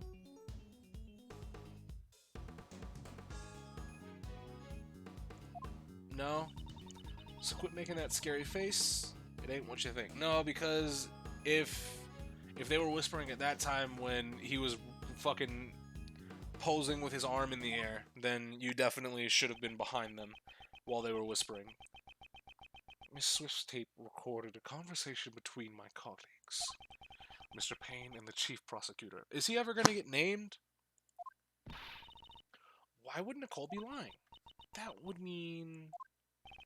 It mean Nicole Swift is the assassin, pal. Y'all gotta be kidding me. I ain't done nothing like that. Be that as it may, however, there is a contradiction in your testimony. Huh? I don't reckon so, no sir. It appears I must reveal this contradiction with evidence. Ah, I'm just now seeing Apollo? What you mean? He'd been peeking the whole time. Alright. Yeah.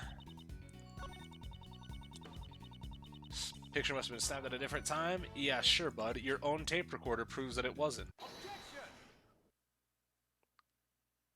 Shake that head. Miss Swift, a reporter shouldn't lie. I ain't lying. I'm an honest journalist. Perhaps, but there's no denying that the photo and the recording were taken at the same time. That's so? And what makes you say that? The truth lies in these photos. This photo could have only been taken at the same time as your recording. Which spot shows that this was taken at the same time as the recording. Okay, I'm gonna be careful when clicking around because usually when I'm clicking to present stuff, a couple times that it's happened, I've clicked on an area and it auto-presents. Or I auto-inspect it. Can you see the president with his fist raised in the air? What about it? Miss Swift, might we hear your tape one more time? Nuh-uh. You ain't gonna hear a word, the way you've been treating me. Would you rather we charge you with obstruction of justice and seize it from you? Fine, you win. I'm no match for you, Mr. Prosecutor. The question is, during which part of his speech did the president raise his fist? No matter what sort of heinous criminal organization there is, I will not allow them to exist. The president raises his fist in the air, the atmosphere is boiling to a fever pitch. You talked about it yourself. Aha! Raises his fist straight from the horse's mouth, sir. This tape was recorded at the moment the president raised his fist overhead. Then that means Nicole not being in this photo is really strange. Oh, but she is in the photo, right here. The person in the red hood. It was you, Nicole Swift. Ah! Bear trap snap shut. You're a real assassin, aren't you, pal? That ain't so. I ain't never worn that red raincoat. Huh. This red raincoat in question belongs to... John Doe? The raincoat's owner is Mr. Doe. That much has been proven. But you're wearing something else. A different red hood. You mean there were two red hoodies, sir? No. Nah. That's actually a really cool touch. That was a super admissible throwaway line. That's actually really cool. I fuck with that. It's the inside of her fucking her jacket. Mr. Doe's last testimony was true. But we didn't find any other red raincoats. What Mr. Doe saw was a red hood, not a raincoat. Miss Swift, what was it you told us earlier about your parka? Huh? Oh, you mean when I said I ain't worried about it getting all dirty? It's reversible, so all I gotta do is turn it inside out and... As I thought. Mr. Edgeworth, the inside of her parka is... red. Indeed, and during the incident, she was using that side. What? Hey, pal, what's the big idea? You're wrong. I've been wearing it like this the whole day. Well then, will you allow me to examine your parka? What are you expecting to find? We know it was raining prior to the president's speech. I believe you said earlier. You don't use raincoats or umbrellas, all you use is your parka. Flip that bitch inside out, let's see if you're wet. If you really didn't turn your parka inside out, then the inside should be dry. Hang on a minute, I ain't taking off this heavy backpack and putting it on again. Sorry, but can't we do this another time?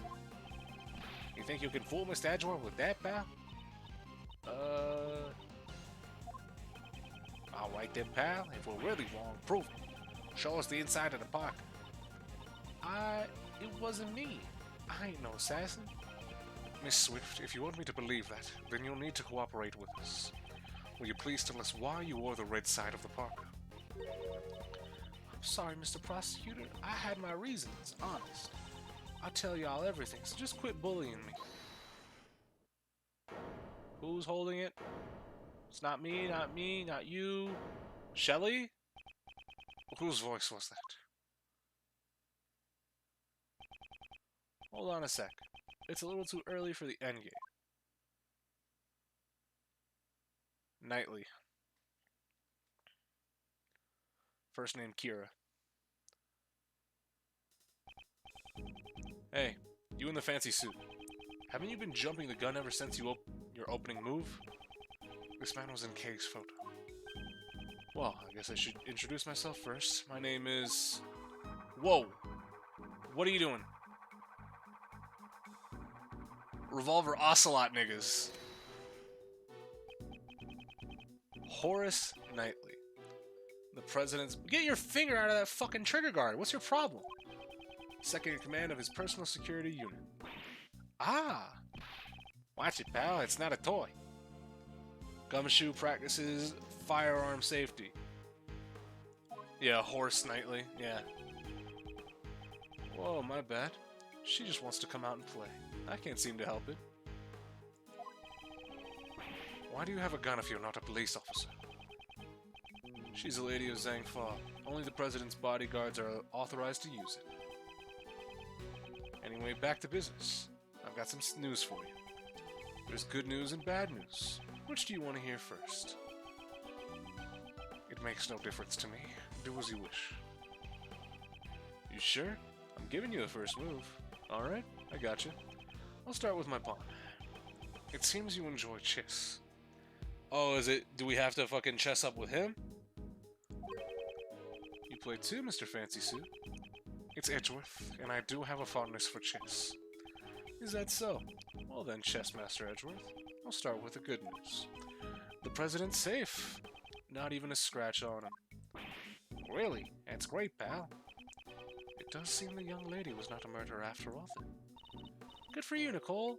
I mean, you still made an attempt on a president's life, if that's the case. But Oh there. Don't forget, there's still the bad news. The president is safe because his bodyguards protected him. Actually, I had nothing to do with it. It was the leader who protected him. At the cost of his own life. Ethan Rook is dead? No! We hardly knew him. That fucking sucks. Who's pinging me? Oh, somebody's pinging me for Fate Art. That's cute. The other bodyguard, Rook, was it? 6 shots more than enough to kill anything that moves. Love me some Ocelot gameplay. What? Is that so? Rook is dead. What a shame. That means Nicole... It means that the little lady killed him. My brother in arms. That ain't true. I ain't a murderer. Put it down! Pipe down, little Miss Murderer. Jeez, even if we had to make a sacrifice to protect the king, it was a pretty bad move. That castling. Ah, yeah. Cute. You guys are really working these chess puns. Sacrifices and castles? What's he talking about, sir? They're all chess terms. He's saying Rook's life was exchanged for the president's. This guy sure talks funny, sir. Horace Knightley, was it? What do you want? I'd like to examine the victim's body as soon as possible.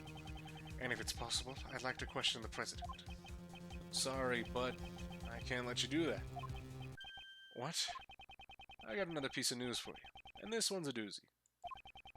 There's another piece of news. From here on out, this investigation will be handled by the Zhangfa police. What? What's going on, pal?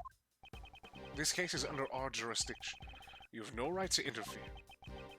You're Prosecutor Edgeworth, right? The president knows about you solving the Adagarasu case. I'm honored. That's why the chief prosecutor designated you to be in charge of the case. It seems the chief prosecutor made a little appeal to the president. But looks like you're the wrong guy for the job. I didn't know you'd have this kind of reaction. It's the president's orders. If you oppose, you cause an international incident. Capiche? Hey, little lady, get over here. We'll continue your questioning inside the president's plane. No, I didn't do nothing. Hey now, don't be a baby. You scared of little Zhangfa justice? Mr. Prosecutor, please. Please help me. Miss Swift? It's clear that Miss Swift was the person in the red hood. However, that doesn't mean that the whole truth has been revealed. I really didn't do it. Please believe me. Is it really alright for it to end this way? All I see is a girl with eyes full of fear, pleading for help. Certainly not someone who's committed a heinous crime. If I stand aside now and do nothing, the truth will be lost to the darkness.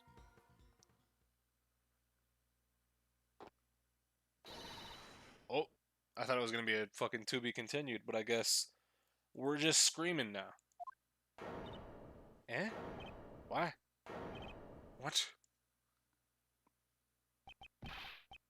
What the... You... Oh! Silence. What the is an impolite way to greet someone? Your neck injury is yet to heal, and you've already forgotten. No, not you, not now. It seems you've remembered. Hey, what are you doing? Cut it out, pal. You got some nerve to do that in front of a detective and a prosecutor. Stop. Stay out of this. He's out of your league. Mr. Doe, who on earth are you?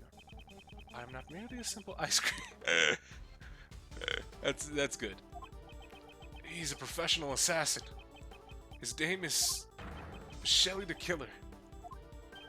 Shelley the Killer. There's no one in law enforcement who doesn't know the name to Killer. An assassin who will carry out any request without fail. He was once involved in a case I handled. It's been a while, Prosecutor Edgeworth. Although, I do believe this is our first face-to-face meeting. The real assassin was you all along. That is correct. I received a request from a key individual to take the president's life.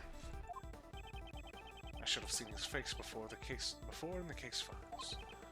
Curses. I was careless. I'm glad I hid a knife inside my bandage before I entered the park. Even though my calculations were a little off. A knife, not a gun. Now, Mr. Knightley, shall we play that game you love so much? Of course, the stakes will be your life. What are your demands? I want you to relinquish investigative authority back to Prosecutor Edgeworth. Shelley the Killer's on our side. Let's go! Let's fucking go! Investigative authority. What are you playing at? I simply want you to allow Edgeworth to continue his investigation. Why do you want that? Rook is an opponent who connected to me by fate. I would like to discover the truth about his death. When that man died, the investigative authority was transferred to you. I'm simply asking you to give it back to this prosecutor.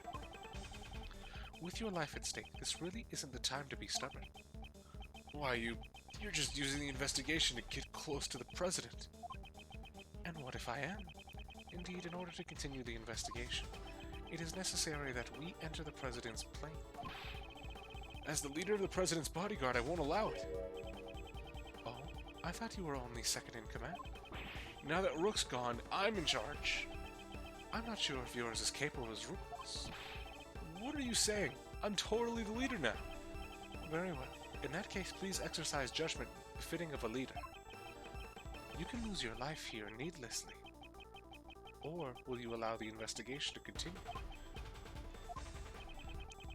He's using the investigation as an excuse. Why would he go to all that trouble? What is this man thinking? He's thinking he's right. He's thinking he's going to be able to do what he wants to do. So, the question is now,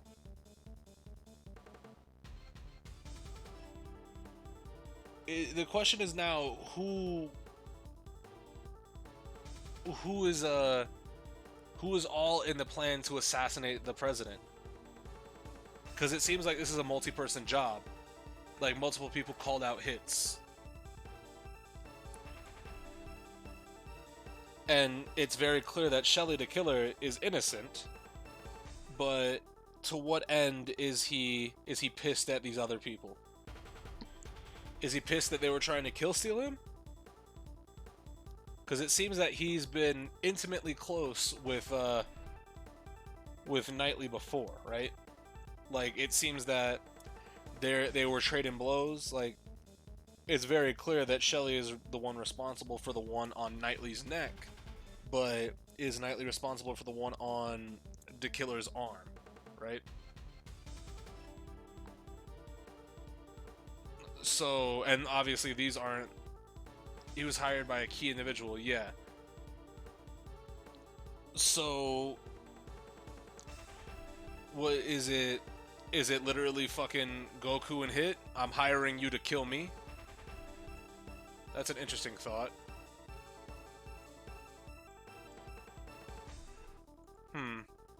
What is this man thinking? Prosecutor Edgeworth, I trust you have no objections. Let us continue the investigation. Mr. Edgeworth, what should we do, sir? For now, we have no choice but to accept his proposal. At least we'll be able to investigate. But listen well, detective. I'll use the investigation to buy us time. Meanwhile, gather up all your men. Surround the president's plane so that he can't escape. Right. Roger that, sir. Literally, oh, there's our to be continued. Literally, go round up everybody. Save clear data up to this point. Oh boy. That was a long save. The death of the bodyguard Ethan Rook and the arrival of Shelley the killer. A new development in this case has come to light. Under Knightley's direction, the door of the president's plane was opened. After the paramedics attending Mr. Rook left, we set foot inside the plane, one by one. Oh. So, Rook died here, gun drawn. Also, shout out to Shelley for holding this man still at knife point, moving into the plane. But, yeah, Shelley did say he was hired by a key individual, but that could be a couple people, right? Even people we haven't met yet. Including people we haven't met, that list is exponentially larger than we think, but key individuals, as far as this case goes, people on the plane, there's a lot. But there's even more people. But March 25th, 4:15 p.m., President's Plane Office. The most interesting thing to note about here is that Rook died inside the plane with his gun drawn. Also, shout out to the gas mask on those tables. Or on that table, rather. Oh my, where would the president be? Who knows? It seems he's just beyond that door. Still a coward, I see. You think he'd just show himself in front of a hitman? Not a chance. Didn't I tell you already? My purpose here is simply to investigate the case. Well then, Mr. Prosecutor, we await your examination of the body. Right. For now, I have no choice but to obey and continue the investigation. The rest is up to Detective Gumshoe. I'm counting on you.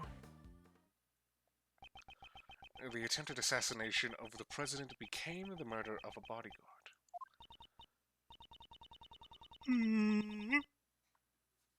Piggy on. Yeah, key individual. It was old back who hired the killer.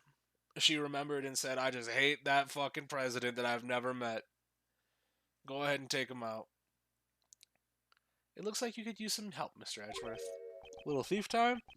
Well, I don't deny it, but... See, exactly. If that's the case, then it can't be helped. Just leave it to the great thief Kay Faraday. Right. So, are you saying that you could solve this case? Nope. Said with such certainty. Instead, I'll stick to being your support. Right, let's get straight to the investigation. We need to buy time for the police to prepare. I'll need to draw out this investigation for as long as I can. Well, yeah, Shelley the Killer popping back out, and we need to make what would normally be pretty short, pretty long. Business as usual. President's plain office investigation begin. Alright, let's look at the body. Alright.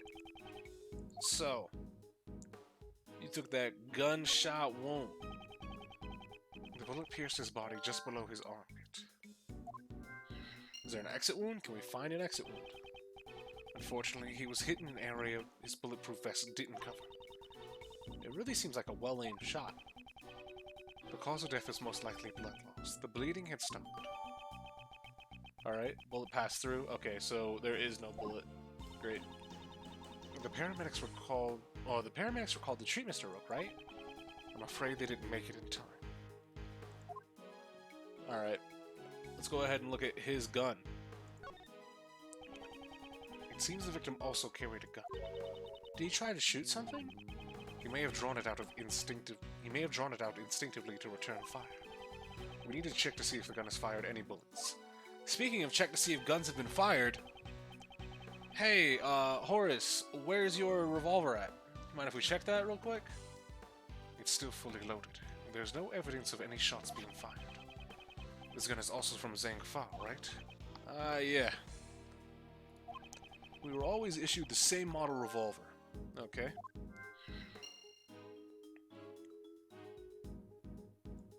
Empty briefcase, question mark? It is a bulletproof attaché case. He can rotate ammo and eggs in there.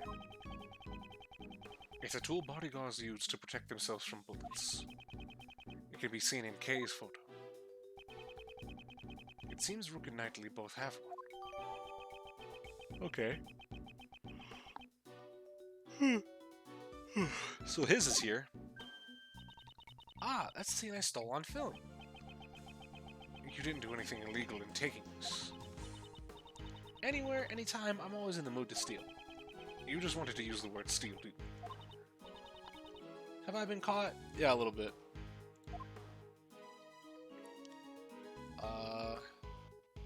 What is... Oh no, on the top screen I can see it's just part of like a chair or something. What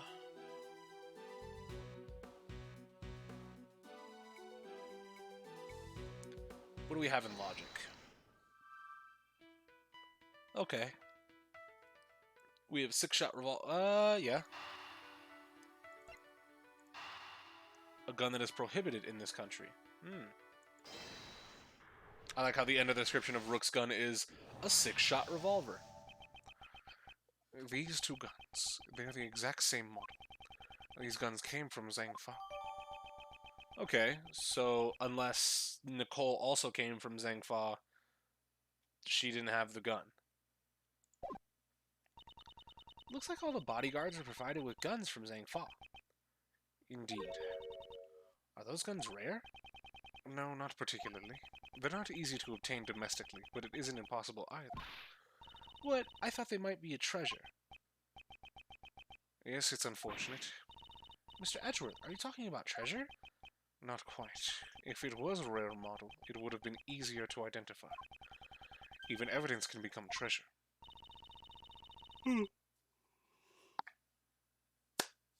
Big yawn. I see. Even during your investigations, you search for treasure. Well, I didn't quite say that. Okay, let's investigate. Where's the treasure? And suddenly she's motivated.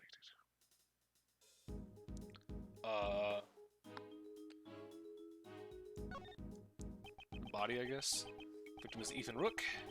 He was the president's bodyguard. After hearing the gunshots, he immediately evacuated the president into the plane. He gave up his life to fulfill his duties. Does this mean he'll receive a posthumous promotion? Okay, there's no need for forced comments. How did you know? Bodyguards don't follow that promotion system. Okay, so... Are we done with him? Seems about it. Shout out to me clicking on the actual fucking... What's the word? The fucking top screen to move around. I won't rest until I've inspected Every suspicious looking nook and cranny. Uh-oh, there's a bullet hole in this vest. That's a heavy looking vest. The president's clothes must be made from some special fabric. Indeed. It's to protect against bullets. Wow, it even does that? Naturally, this is a bulletproof vest after all. So, ZBI, Zhang Fa Bureau of Investigation. So that's what it is. This is the first time I've seen one. You could have said something earlier. That really surprised me. Alright, what's with these fucking Marvel vs. Capcom Infinite limited edition fucking Infinity Stones? It's a collection of colorful personal security alarms. They all seem to have been used before. The president, he sure is a nice guy. He bought all these security alarms to protect his wife and kids. Then why would he leave them all here? It's obvious that they're for his own personal use. Objection! A single person can't carry that many security alarms. Because a person only has 2 hands. That objection is worth 0 points. Okay. So, hold on, let me go find the panel. Because this is actually a reference to, or it feels like a reference to fucking Killer Killer.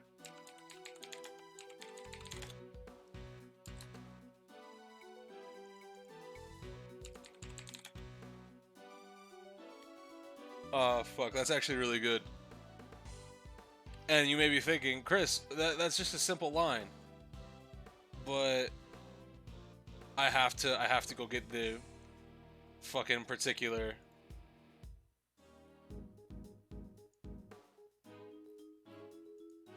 I have to go get the actual. Yeah. I mark all your murders 0 points. Yeah. Okay.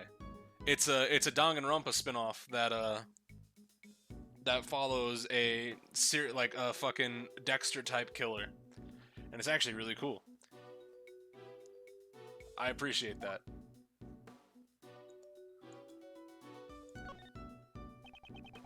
Are these some kind of official documents? I know it's a bit rude, but let's take a peek inside.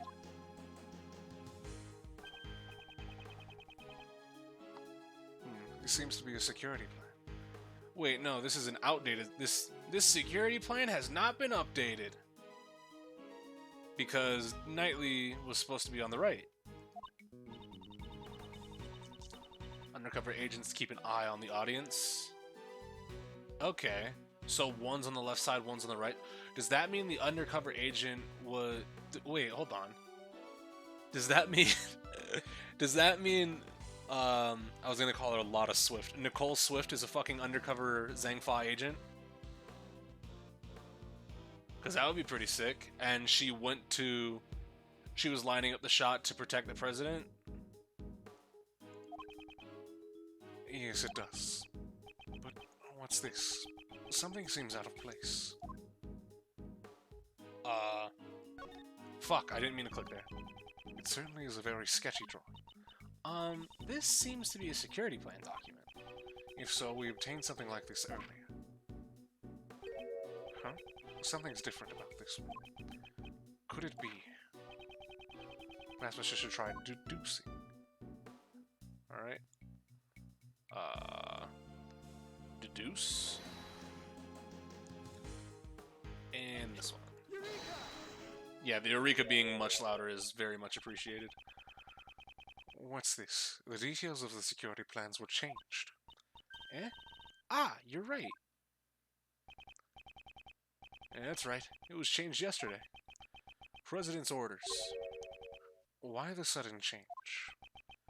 Because 2 days ago, the killer attacked the president. He disguised himself as a bodyguard. Rook was the first to notice. He had already gotten close to the president. Oh! Dog. Shelly the Killer has sauce. Cause when he said, "How's that wound on your neck?" I thought he meant that like he cut him or something. Nah, he choked that nigga out in front of his boys. Rook grabbed his left arm and twisted it. And then fired one bullet square into his left arm. What were you doing at that time, Mr. Knightley? I was... If I remember correctly, the first person I took out that day was you. Oops. Was that a touchy subject? Shut up. So back then, Hopes didn't want me. Yeah. Dog. Knightley got fucking smoked. Fucking Shelly the Killer pulled up. What's more impressive about that is that Shelly the Killer ran up on like a security force, choked out one of them, got shot, and then escaped. So list of people that have been shot in Ace Attorney grows. Shot and survived. Shot and took it well. We have Dirk Sadmati. We have Franziska von Karma. We have who was the fucking one from Investigations 1? Well, Manfred technically, but Manfred let it get the better of him. He was petty. Lang, yeah, Shilong Lang, yeah. List of people that have been shot and stayed alive grows ever longer. It seems that taking a bullet is just the way to get stronger in Ace Attorney. And just get shot. Since that day, I haven't been able to turn my head right. It sucks. To think that I would suffer an injury. Ethan Rook, you could say he was a most capable individual. Unlike this man here. What's so different about me and Rook? I believe you're about as different as a pawn and a queen. What? So you remember Rook's name because he was highly capable. Correct? While disguised as a bodyguard, I happened to hear his name. There was no way I could forget that name. Only a select few have ever been able to injure me. Do you remember a man by the name of Phoenix Wright? So this was the connection the killer was talking about. The security arrangements were changed, so that the killer would not be able to sneak in as a bodyguard again. Only the president's two most trusted subordinates would accompany him on the stage. In short, me and Rook. Security plans data updated in my organizer. Yeah, and Shelly the Killer wouldn't want to he wouldn't want to kill somebody who he finds a worthy adversary. Not like that. Not unfairly. It appears your positions were also changed. That's true. He's now on the right side. Because I can't turn my head to the right, my position got changed to the president's left side. In other words, I was relocated to the right side of the stage. Okay.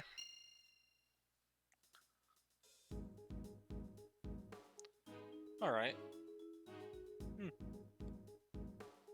Interdast. Wait. I want to see. I already checked this area earlier, but it never hurt. Okay. I thought this thing was going to be important, but I guess it's just flavor text. A strange decoration based off some strange animal staring at me with strange eyes.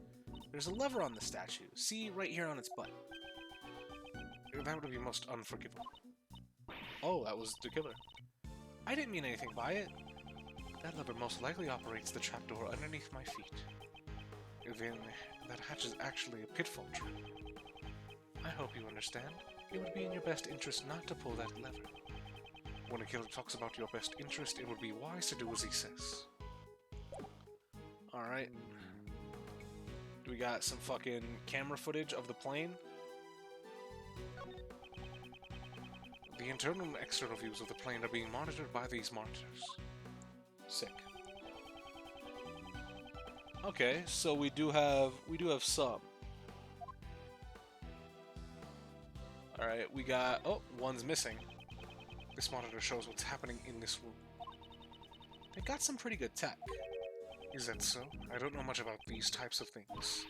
It even captures fine lines around your eyes, Mr. Edgeworth. Oops, my bad. Those are the usual wrinkles on your forehead. Okay, is that all you wanted to say? Alright. These monitors show the cockpit and the aircraft's exterior. There doesn't seem to be anything out of place. One is off, cousin.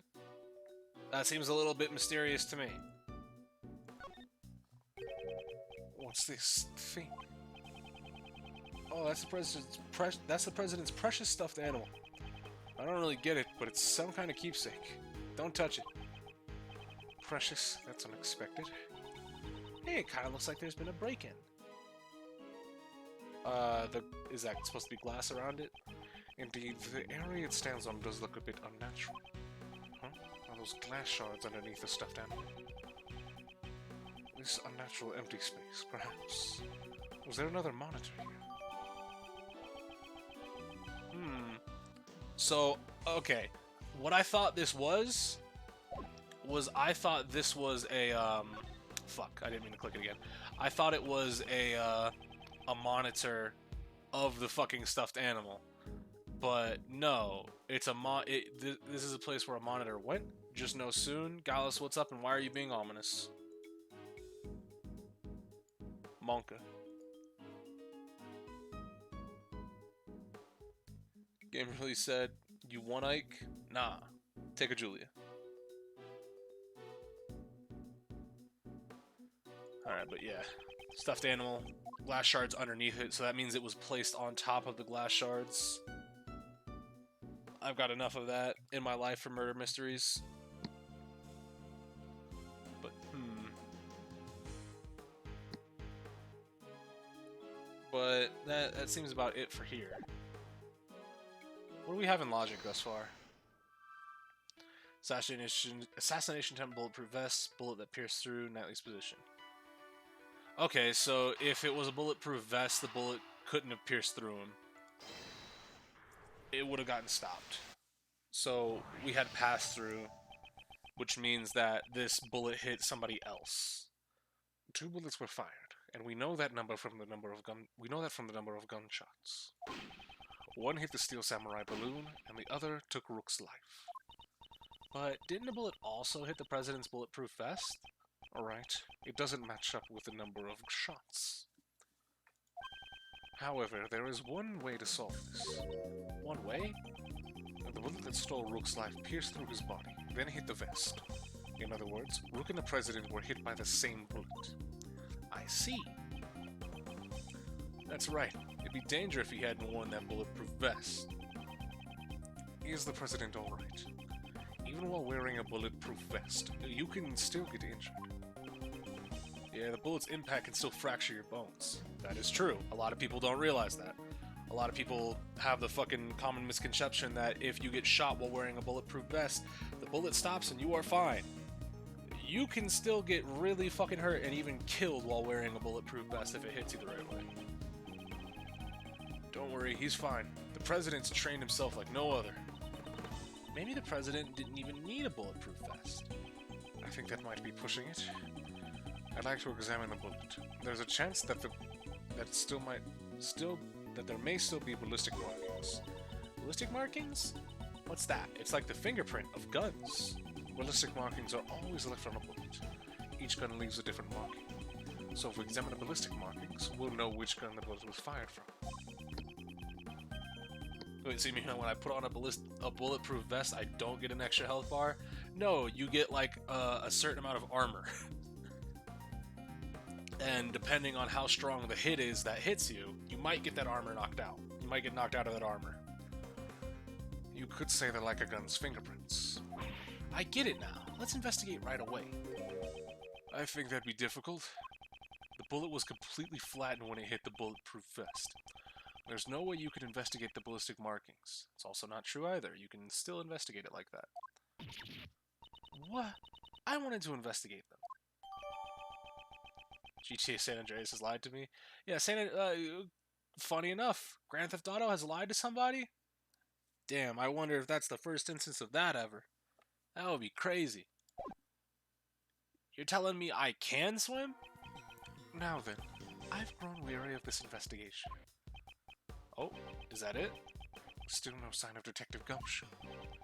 Mr. Prosecutor, have you uncovered the truth yet? No, not yet. I see. In that case, would you like to speak with someone who was involved in the incident? Someone involved in the incident. Especially a major hit to anything near the respiratory system? Yeah. If it's a strong enough bullet, like... It depends also on, like, the Kevlar rating, too, right? Because body armor is rated differently. Like, some body armor can stop, like, a 9mm or a 45, but you go up to, like, a bigger round, like, you go up to 44 Magnum, and, like, that will go through, I think it's, like, is it 3A? I think it's 3A that goes up to 44. Let me look it up. Body armor ratings. NIJ ballistic levels. Level 2A is designed to stop a 9mm full metal jacket and a 40 cal Smith & Wesson full metal jacket. Level 2 will stop at 357. 3A stops at 357 and 40. Yeah, so 3A stops up to a 44 mag.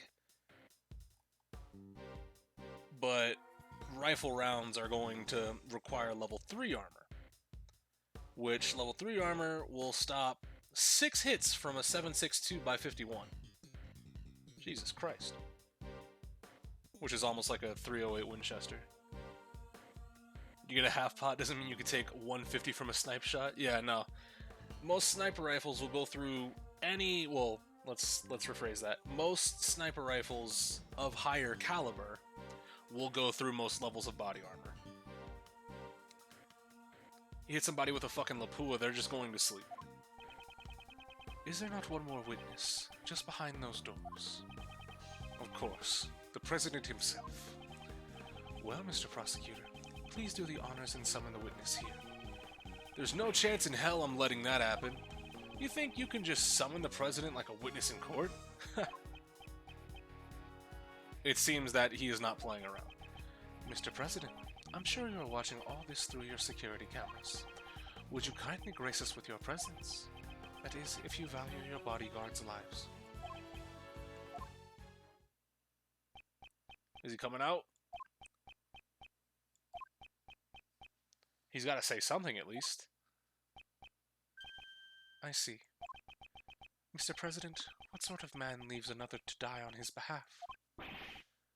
Mr. President? Stop it. Take it easy. Hey. Still nothing. Come on, Detective Gumshoe. Ah! What? The lights. My apologies, Mr. Prosecutor, but I wouldn't try anything if I were you. It seems I am unable to reach the President, even with Mr. Knightley's life. Stop! Ah! Okay, to killer you. However, I have already seen the truth. Where is he? Oof. Edgeworth oof.mp3. I leave the rest in your hands, Mr. Prosecutor. Is he just leaving? Mr. Edgeworth. Detective Gumshoe. Mr. Edgeworth, sir. He knocked me out. Dog, why? March 25th, 4:45 p.m., President's Plane office. Did I pass out? Mr. Edgeworth, thank goodness you say. Mr. Edgeworth, are you okay? Okay, what about you? I just woke up myself. My head's throbbing a bit, but it's no big deal. Detective Gumshoe, what happened to the killer? We lost it. Miss Swift came running out of the plane. He told us the killer made a run for it, but we were too late, sir. We had heard from that bodyguard that the emergency lifeboat over there had been stolen. He's probably at the other side of the lake by now, sir. Didn't you seal off the park? The police were all called back to surround the plane. Right now, there's no one guarding the opposite shore. That means he succeeded in giving us the slip. Sure seems that way, sir. Mr. Prosecutor. Horace Knightley. It seems you also had a narrow escape. Yeah, that sucked. That punk. Come to think of it, we found this near where you fell, sir. Oh. Well, I mean, he's gonna be back. I'll get you, bitch. Looks like a message from him. Well, he always leaves his card next to his victim's body. But you're not dead, sir. Perhaps this signifies something similar to a killing. So, the last time the killer gave or put a card somewhere that he didn't take somebody's life from was Maya. Or the only instance we saw of that, right? Because allegedly every other time that he leaves a card, he takes a life. But if he left one on Edgeworth, and we know Edgeworth survives, does that mean that he plans on being lenient with the person if he leaves a card and then does not kill them? Or does he plan on killing them and circumstances may change that? Questions for later. Which reminds me, the last thing he said still bothers me. However, I have already seen the truth. Yes. I leave the rest in your hands, Mr. Prosecutor. It's kind of crazy that this game just opens up with Shelly the Killer, though. That's a real strong start. One of the more enigmatic characters from the series. Seeing the truth, what did he mean? It's safe now. What was that? The president will be making his entrance now. The president? Also, does this mean that Shelly wants Miles to know the truth and he knew the president wouldn't come out with him still there? Look at this guy. It's like great value Will Powers. This man is the president of Zhengfa, Dijun Huang. You are? It is an honor to meet you. My name is Miles Edgeworth. I am a prosecutor. I am Dijun Huang. I have heard of your deeds. You saved my country from a great crisis. Is he referring to the Atakarasu case? I was simply solving a murder, nothing more. Such modesty. I have been observing your investigation. Astounding performance, despite allowing the killer to get away. What? How about you back up? Thank you very much. So he was watching through the security cameras. However, I regret that it ends here. What? What do you mean?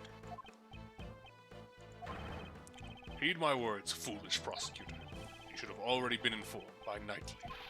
This investigation will be handed over to the esteemed police force of Zhengfa.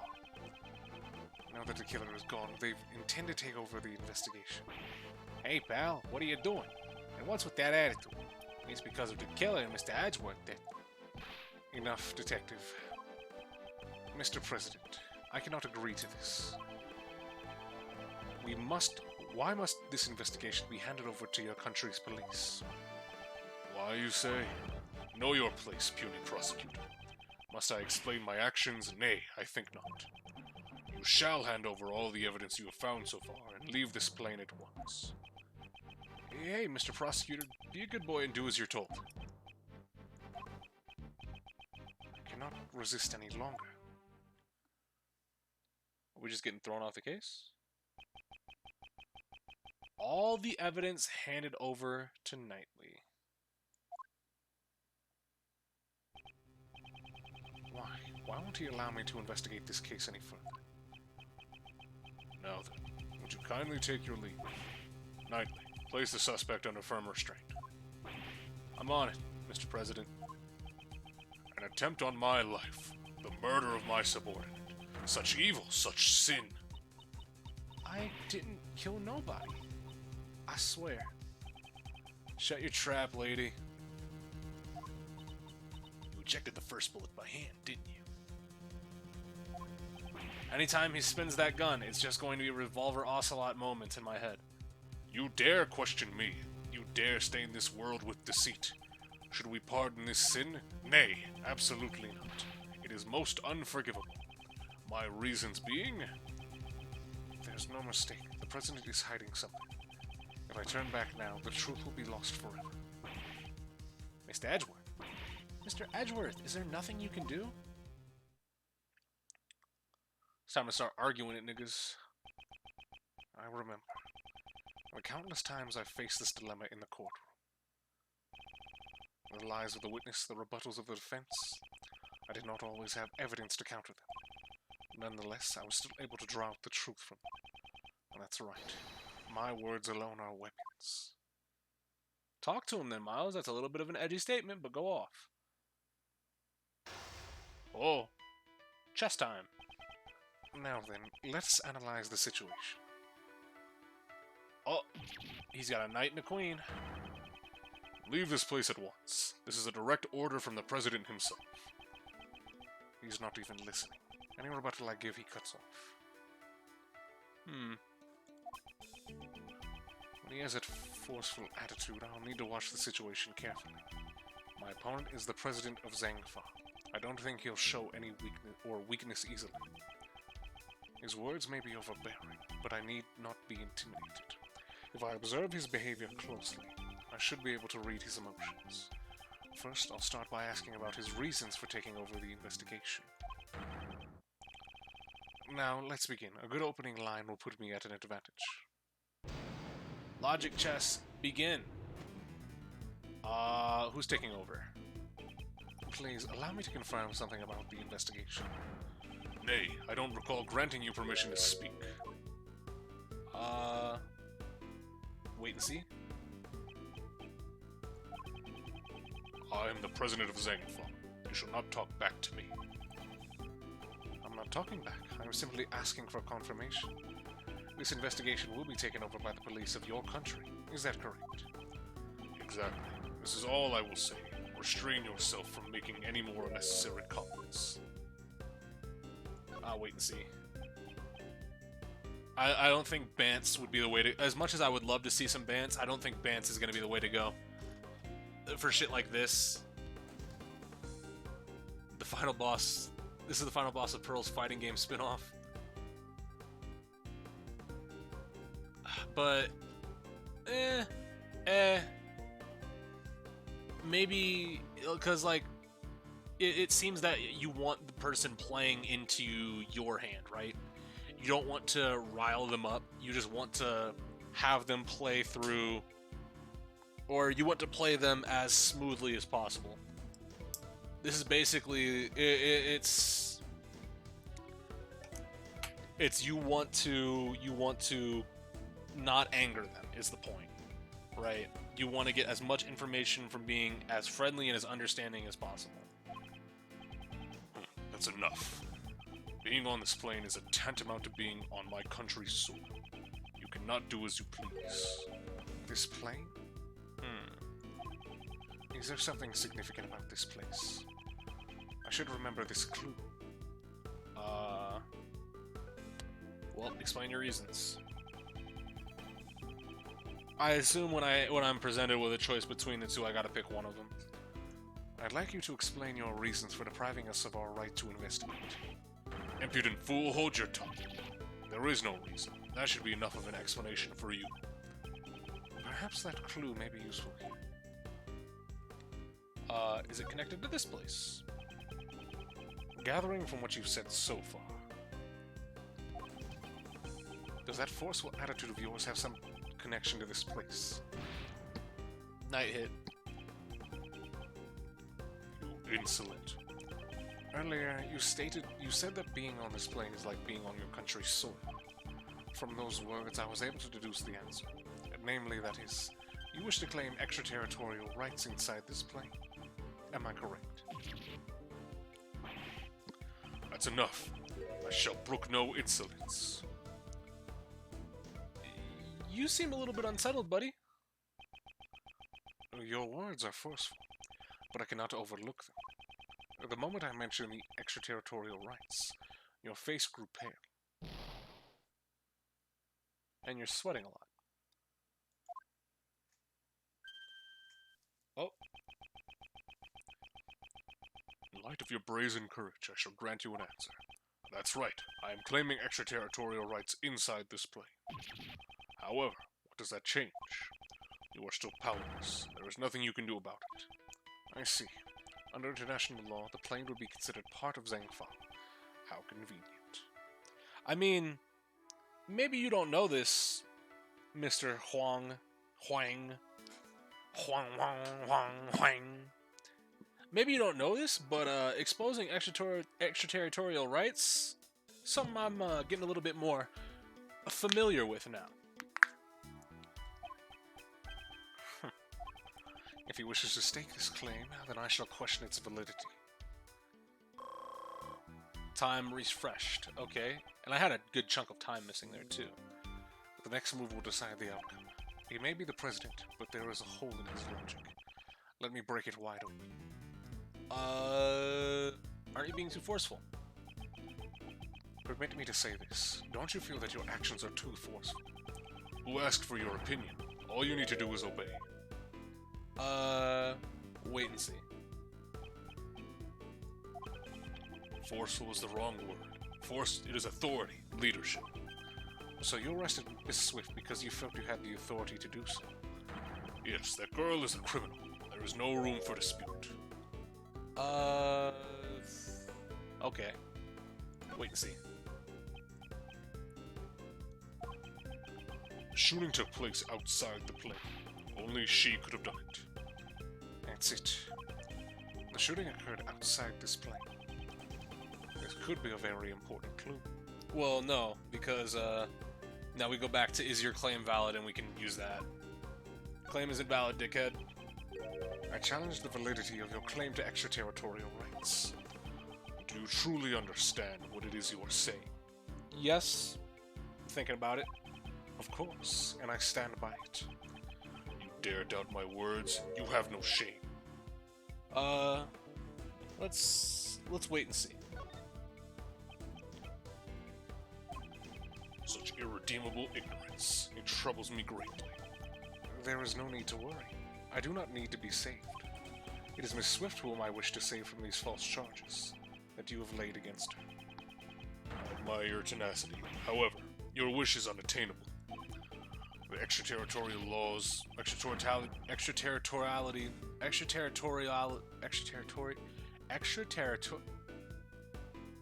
give me 1 second.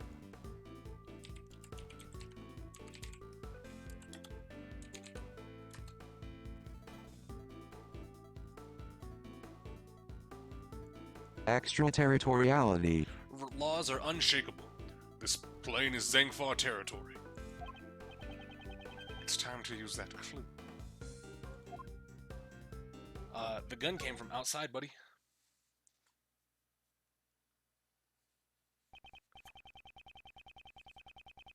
Indeed, I do not question your extraterritorial rights inside this plane.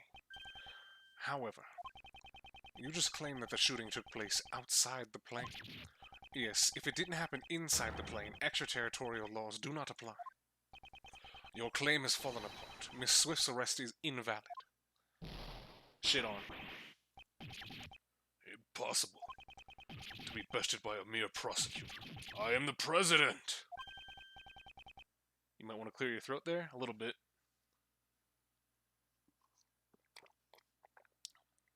Take me a little sippy. Checkmate, Mr. President. Almost sounded like Google Translate. A little bit. Like, the impact on Logic Chess Complete is so strong. Mr. President, will you allow us to continue with our investigation? Breathing a little bit heavy there. Gain composure. I yield. I will allow it. My heart is generous. My heart is tolerant and merciful. Therefore, as such, certainly, thus we shall. It is our duty for a most noble cause. Gentlemen, now is the time. I, the president of Zangfa, for the sake of the investigation. This guy sure likes beating around the bush. Knightley, we have received the president's permission. Could you return our evidence? Here. Knightley returned all of the evidence. Thank you, Knightley. That was a nice little fake out. You did it, Mr. Edgeworth. Indeed. Now we can resume our investigation. It's funny how happy you are just because I gave you your precious pieces back. Now let's see how well you use them. Pay attention. Here is my next move. Mr. President, may I make one more request of you? Would you please testify about the moment of the incident? Testify? Hey, hold on a sec. That's your next move? Isn't that the sort of thing you'd leave to the courts? Naturally, it's a courtroom procedure. However, I'd still like to hear what he has to say. If he refuses to cooperate with the investigation, he will have to give a clear reason. That's... Is there something wrong? Knightley, stand down. I shall grant the Honorable Prosecutor's request. I thank you for your cooperation. Now, heed my words. Alright, here we go. President's testimony. That's about right. What was that when the incident occurred? Ah, yes, the stage. Then, Rook and Knightley suddenly appeared and stood in front of me. After that, I heard a gunshot and a red balloon bursting. Red balloon? So, it's the Steel Samurai balloon, right? But...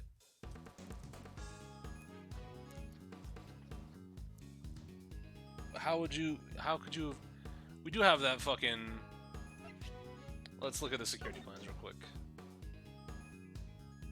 Where is the balloon? Is this big round thing on the right hand side the balloon?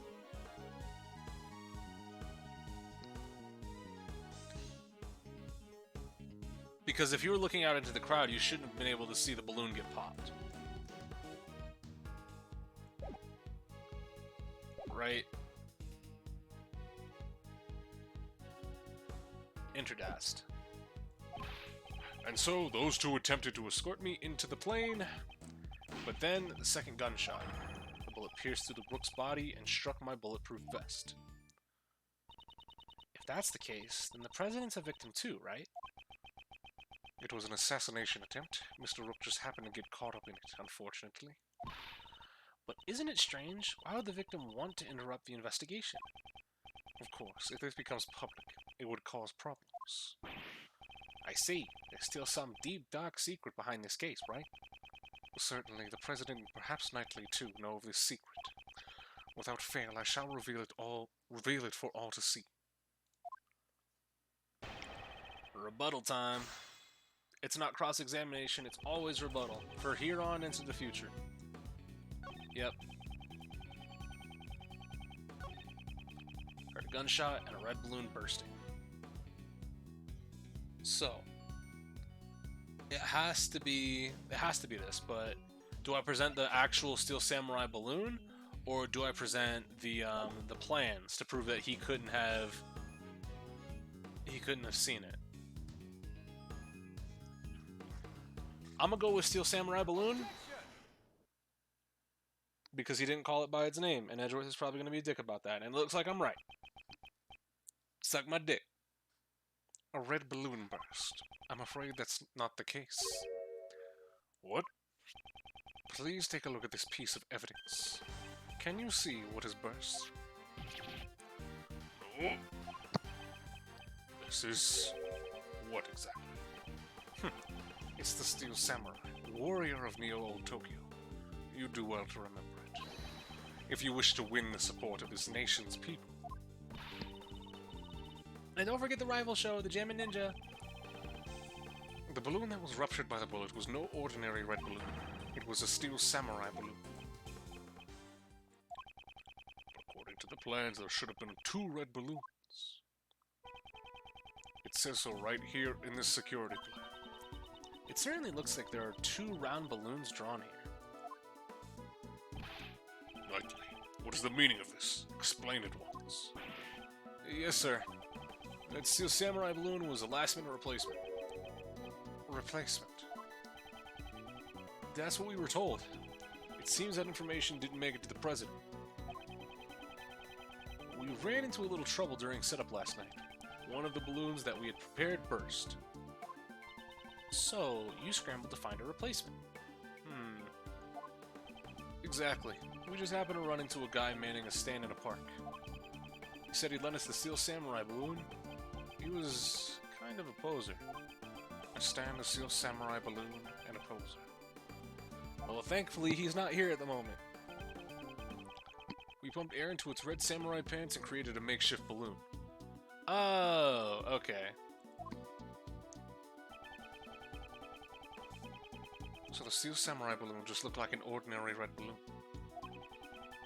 Is that what you mean? Knightley, why was I not informed of this? Sir, I'm terribly sorry. I didn't think it was important enough to report. Couldn't you tell by just looking at it? I did not notice it. So he mistook the Steel Samurai for the pants for an ordinary balloon. Was there a reason why you made that mistake?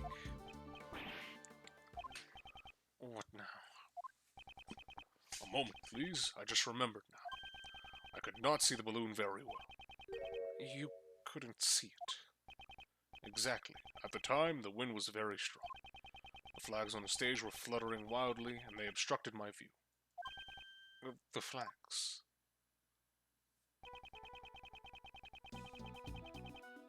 Did you not see the flags that were set up on both sides of the stage?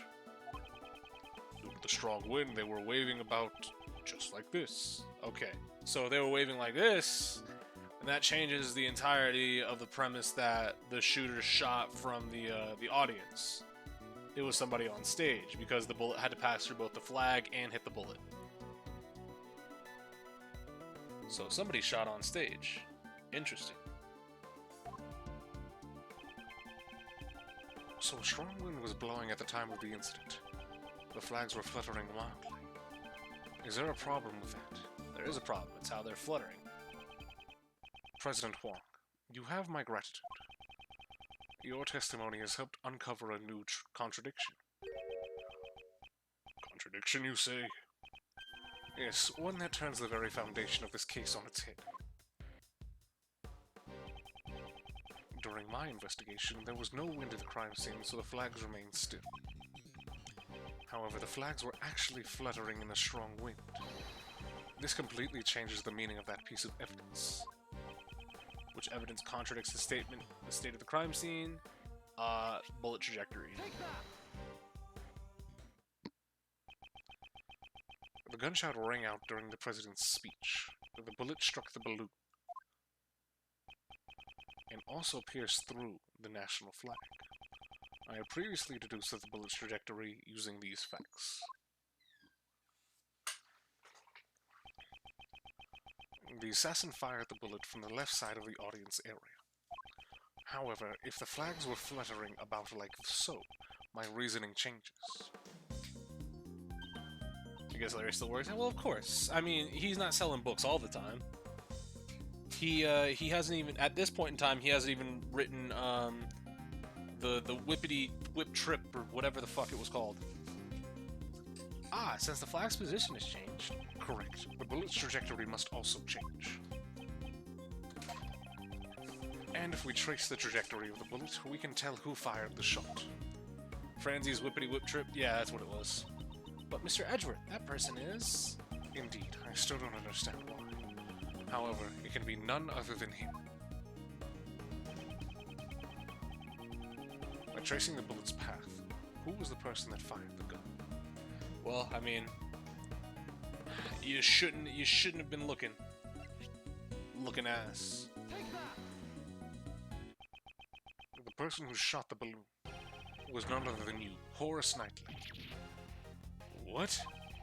Connect the bullet holes in the balloon and the flag, and the line points to you. Bullet trajectory updated. But that guy's one of the president's bodyguards. Why would he have shot the Steel Samurai, sir? Preposterous. I agree with the detective. There is no reason. Are you saying Knightley, who has saved my life on numerous occasions, is an assassin? I mean, no, we're just saying he took a shot at a balloon. Prosecutor Edgeworth, I've had it up to here with you. My job is to protect the president. Knightley, control yourself. Sorry, sir. Prosecutor, indeed, the wind was strong during my speech. However, the wind strength can change very quickly. Evidence. Show us evidence that the flag was flying at the moment of the gunshot. Don't we have a fucking picture that proves it? The gunshot occurred the moment the president raised his fist to the sky. Well, we got you. That wasn't even something I was paying attention to. That's really cool. Do I have something that shows the state of the flag? K-pictures. Pog. And the evidence is in this photo. Interesting. And where in this photo exactly? I don't know. Maybe the fucking flag? Where's the proof that the flag is flying? Gee, I would never be able to understand that. Don't you see? The fluttering flag can be seen in this photo. No. There is no mistaking that flags were flying at the moment of the incident. So then it really was that guy who shot the balloon. That would mean Mr. Knightley is the assassin. Horace Knightley is... I don't think he is the assassin. Horace Knightley is not the assassin. The only thing he shot was a balloon. A balloon on the opposite side of the president. He wasn't aiming at the president. Why then? Why was it necessary for me to do a thing like that? Depending on your answer, I might take aim at your pretty little head. How about you shut up? Why was it necessary? I presume the reason is connected to one thing that felt out of place.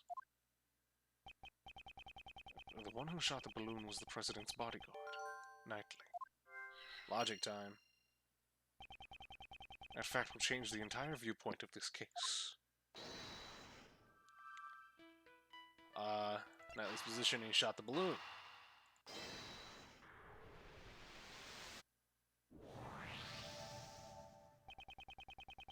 Why was Knightley's position changed? Yeah, you can't turn your head to the right.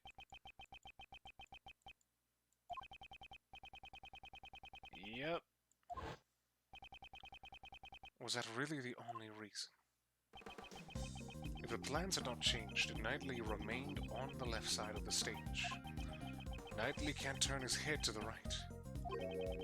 Would he have been able to aim at the balloon on the left side of the stage? Perhaps. The security plans were altered so that Knightley could shoot the balloon. If that's the case... What's this? The details of the security plans were changed. Yeah. So, who's all involved? President's orders to change the plans. Yes. We're going back into logic. Yep. So he knew about his assassination attempt, right?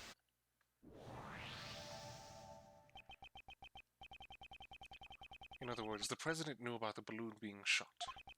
He knew about the attempt on his own life. If you think about it that way, everything that's been out of place is beginning to add up. Oh, Tell the Truth remix? Why was the assassin able to get a gun past such tight security? Why was the assassin wearing a conspicuous red hood? Why did they use a laser sight that would so easily reveal their location? Why was the president so calm after being shot? This was the truth the president and his subordinates tried to conceal.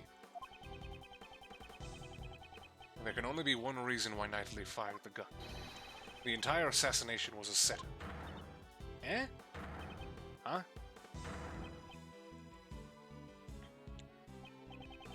How dare you? Do you seriously understand what you're implying with this? Of course I understand. In fact, now I understand everything. Mr. President, you wish to take the investigation rights from me. This was all so you could conceal the real truth. How dare you mock me with these spurious allegations? Mock you? That was not my intention. I simply used logic to uncover the truth. That is all. Knightley fired the first shot in order to rupture the balloon. Hearing the gunshot and the sound of the balloon bursting, the audience began to panic. This was followed by one more shot. Wait, one more shot? Yes, Knightley turned towards the balloon and pulled the trigger a second time. The second gunshot was also fired by Knightley, to create the illusion of the second shot hitting the president. So what about the bullet that hit the president's bulletproof vest? What if that bulletproof vest had been prepared in advance? In advance, rather? Because, yeah, if you're not going to be able to run forensics testing on it, then it would kind of suck, right? What's the matter, Mr. President? Afraid of facing a little bullet? It's not true. I was definitely shot. If we examine the bullet in your vest, it would answer the question for us. We find Rook's blood on that bullet. Uh-oh.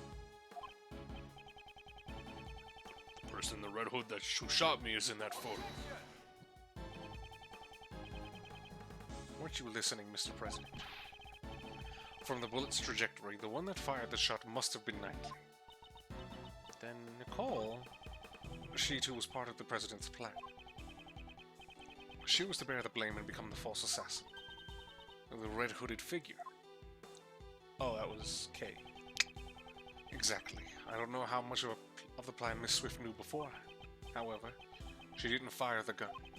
All she did was aim the laser pointer at the president's head. That's right, Once the crowd began to panic, you would turn your Parker inside out, and thus the red-hooded figure vanished.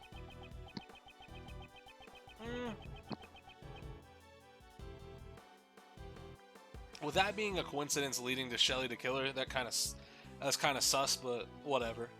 I don't have too much of a gripe with that. After that, you discarded the gun and security plan in the trash, and the illusion of the assassination vanishing like a ghost was complete. And with the assassin gone, the case will go unsolved, pal. Yes, that is what he hoped for. That's why he wouldn't let Mr. Edgeworth investigate the case. Exactly. All of this was an asinine publicity stunt from a lying president. But you...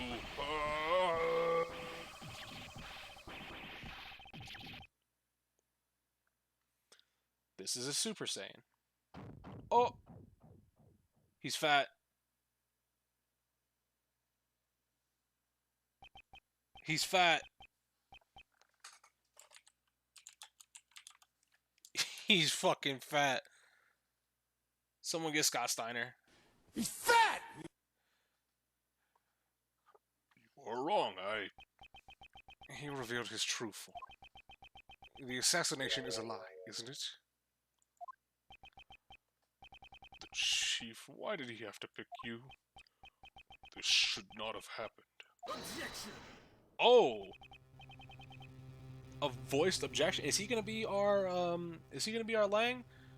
Because that would be pretty neat, but I don't know how I feel about that. Well played, Mr. Prosecutor. Knightley? I am speaking with the President now. Thank you very much. What? You're a chess player. You know knights always strive to protect their king.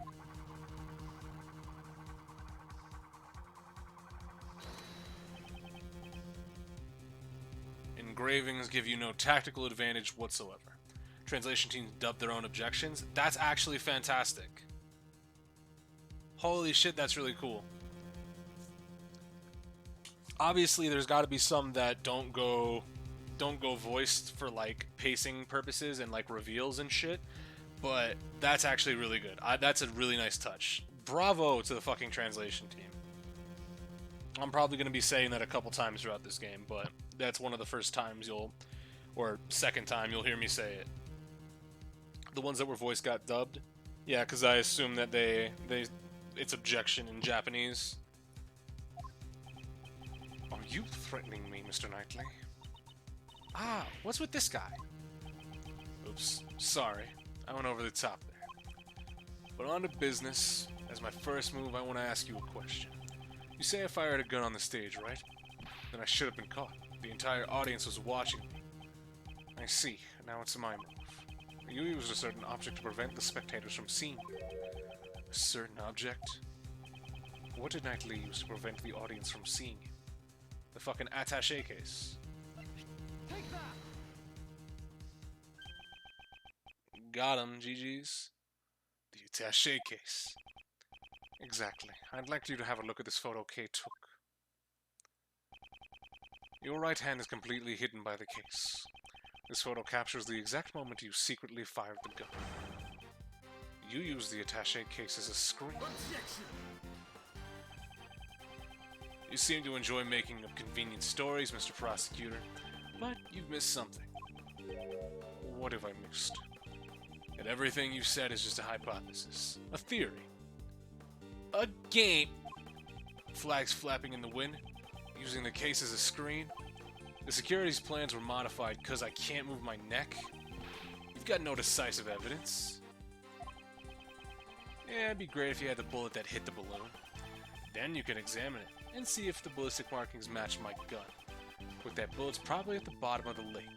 Finding it would be real tough, right? I hate to admit it, but it's as he says. There's no decisive evidence. If there's no proof, the only thing you can do is shut up. So do so.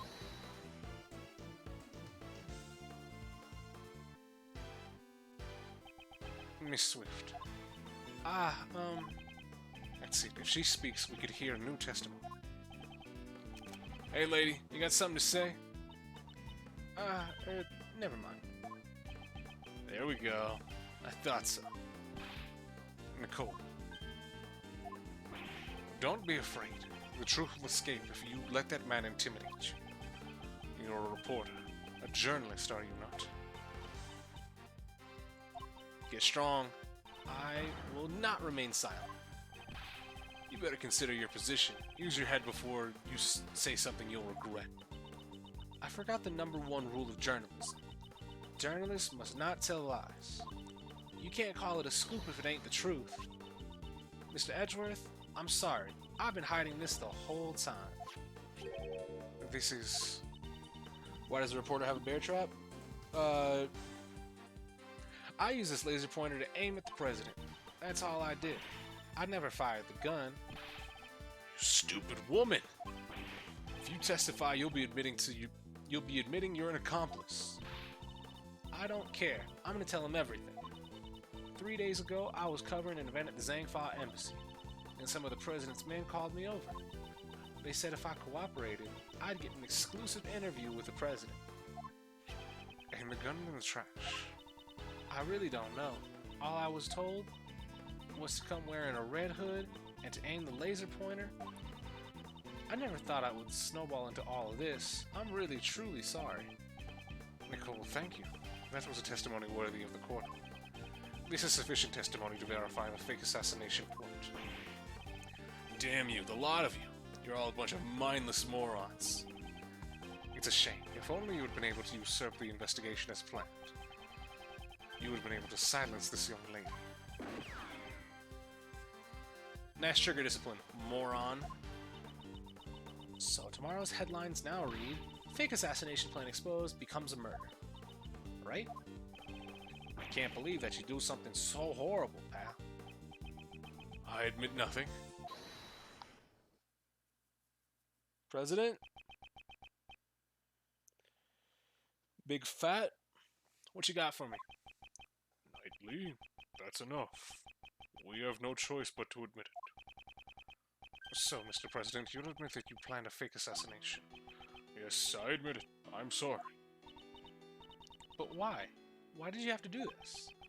My approval ratings in Zangfa have fallen. I wanted to appeal them so as a strong president who survived an assassination. But in the end, it was just a stupid lie. And the bullet in the bulletproof vest. Prepared earlier. It was not fired today. Alright.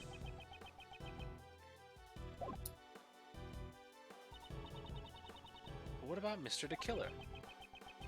It seems our plan was leaked. Someone wanted to make this fake assassination real. And that's why the killer wore the red raincoat. He would impersonate. Okay, you know, that makes a little bit more... That makes a little bit more sense. Because I was thinking like, oh, it's just coincidence that Shelley the Killer was wearing a red raincoat, but no. He learned of the plan and was trying to follow along with it. There's still one thing I don't understand. What's that? Why did Rook die? His death was not a part of the charade, and yet it really happened. Yes, why was his life taken? Ethan was an outstanding buddy. Even though he wasn't from my country, he had my utmost trust.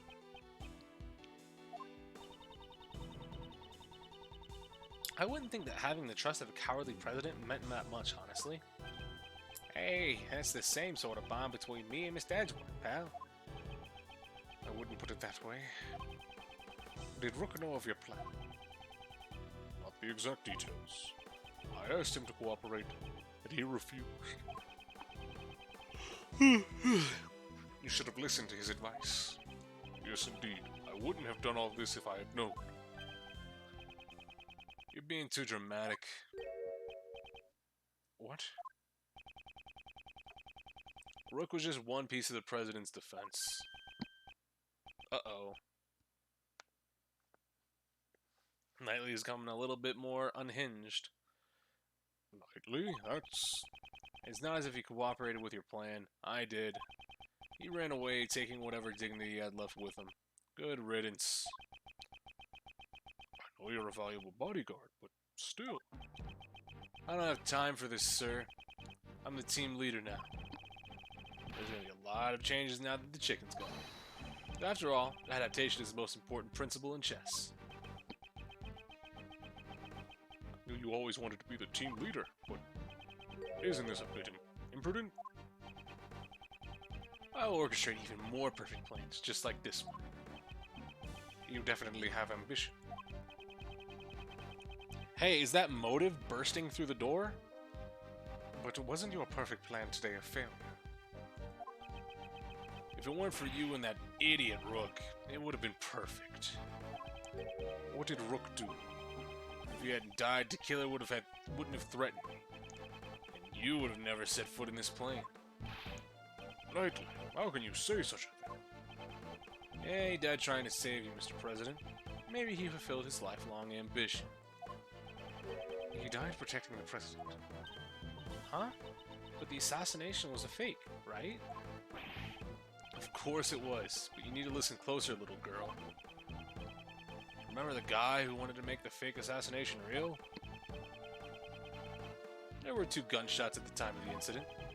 The first was as you said, I shot the balloon. But the second one wasn't me.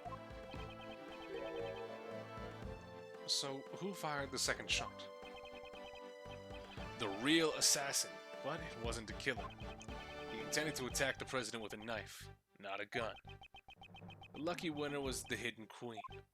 Or should I say, the lady in the coat over there. No. That doesn't seem right. Doesn't seem right. So...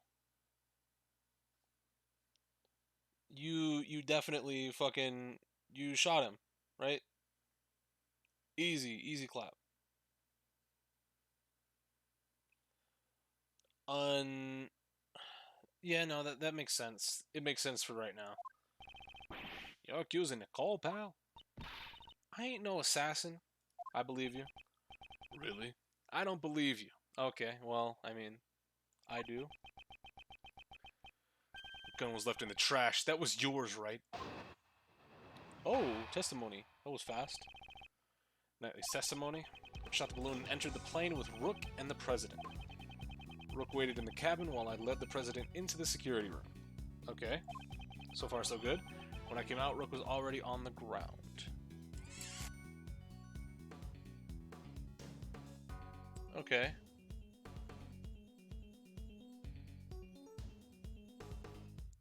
Now, that I might press on. Well, that Lady Fire must have hit him. No. Because she didn't shoot anything. That gun is just a plant. Shot was fired from the gun you found in the trash. Nope. I don't believe that. So you're saying you don't know exactly when the first victim was shot? Or when the victim was shot? The Knight's job isn't to protect the Rook. It's to protect the King. Huh? What he's trying to say is that his job is to protect the President only. It's over if you lose the game. Checkmate. That's the first rule of chess. If you let your pieces get taken right in front of you, you're not likely to win. But I did win. Look, the President is safe. Don't claim victory when the game has only just begun.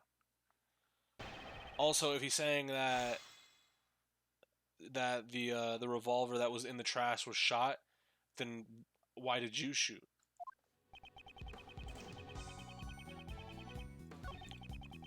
So I think you can present the revolver with the laser pointer on it, right?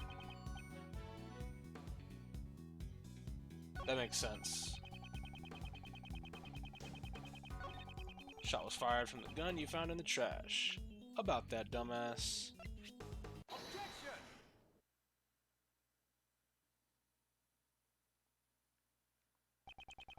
So you shot the balloon and Miss Swift shot Rook. Is that really true? I can't see it any other way. The gun we discovered in the trash was fired twice. The number of gunshots don't add up. Why don't the gunshots add up? It's simple. The gun is fake evidence, left behind by the real criminal. Fake evidence? Think about it. The criminal planted this for a reason. By finding the gun, we'd assume that the assassin was in the audience. In order to make us believe that the gun was used by the assassin, the gun needed to appear as if it had been fired twice. I get it, because 2 shots were fired during the incident.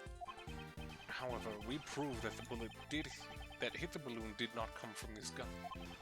And therefore, I have my doubts as to whether this gun also took Rook's life. Here it comes. You're packing something serious, eh? Enough with the song and dance. You've come this far, go ahead and say it. I won't just say it, I'll prove it. The one who really shot Rook is... you, nigga. Take that! Horace Knightley. You murdered Rook. You finally said it. Knightley, you couldn't have. The killer wasn't the only one who took advantage of the fake assassination plot. You intended to murder Rook and claim he was a victim of the assassination. Once the President had entered the security room, and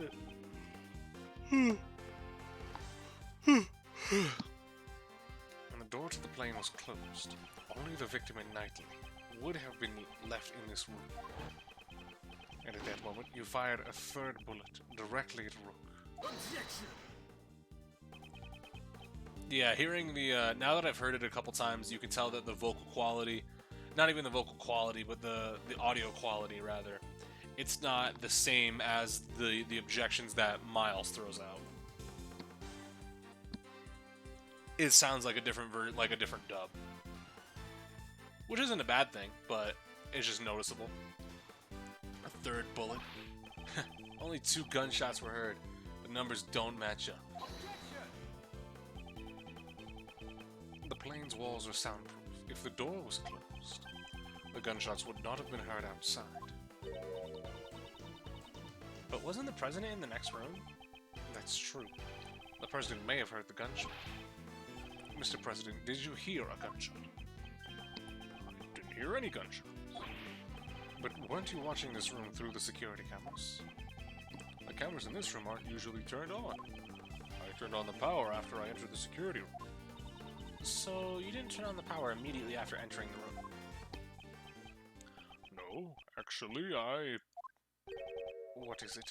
He's not being clear. Mr. President, focus, this is vital. I... Please? I was hiding under the bed, covering my ears. But you knew the assassination was fake. It doesn't matter, I simply hate the sound of guns. That terrifying sound, I just can't help it. This is your king? That definitely ain't going in my article. Ahem. Knightley, you saw the president hiding under the bed. Furthermore, you could tell if the security cameras had been turned on by looking at the monitors. In that moment, when the president wouldn't hear the gunshot or see the room, you had a chance to fire a third bullet at Rook. Knightley, did you...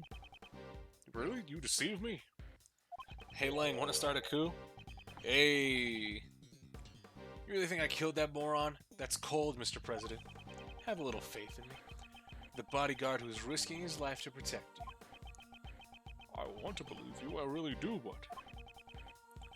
I just don't get it. Why are you suspecting me alone? There's still the possibility that she's the killer. This gun is not the murder weapon. The number of missing bullets makes that clear. Maybe it was one short to begin with. Ever think of that? What? Maybe it already fired a shot yesterday, or the day before. Well, no. They come from fucking Zhangfa. And the second shot was fired today, the one that hit Rook. Well, isn't that just a perfect excuse? Excuse? The possibility exists, you can't deny that. He's right. I can't deny it completely. You need decisive evidence. Evidence so decisive that it makes my heart stop and my logic crumble. You got something like that? I don't believe we do. But we can bluff. Did not mean to click that. Mr. Edgeworth, can't you do anything? At this rate, Nicole will... Mr. Prosecutor, it's true, I did an awful thing for a scoop, but I never killed nobody. I could never do a thing like that. Decisive evidence. If I could prove that the murder weapon was Knightley's gun, prove it was his gun. I don't have anything. Yeah, we don't have the bullet.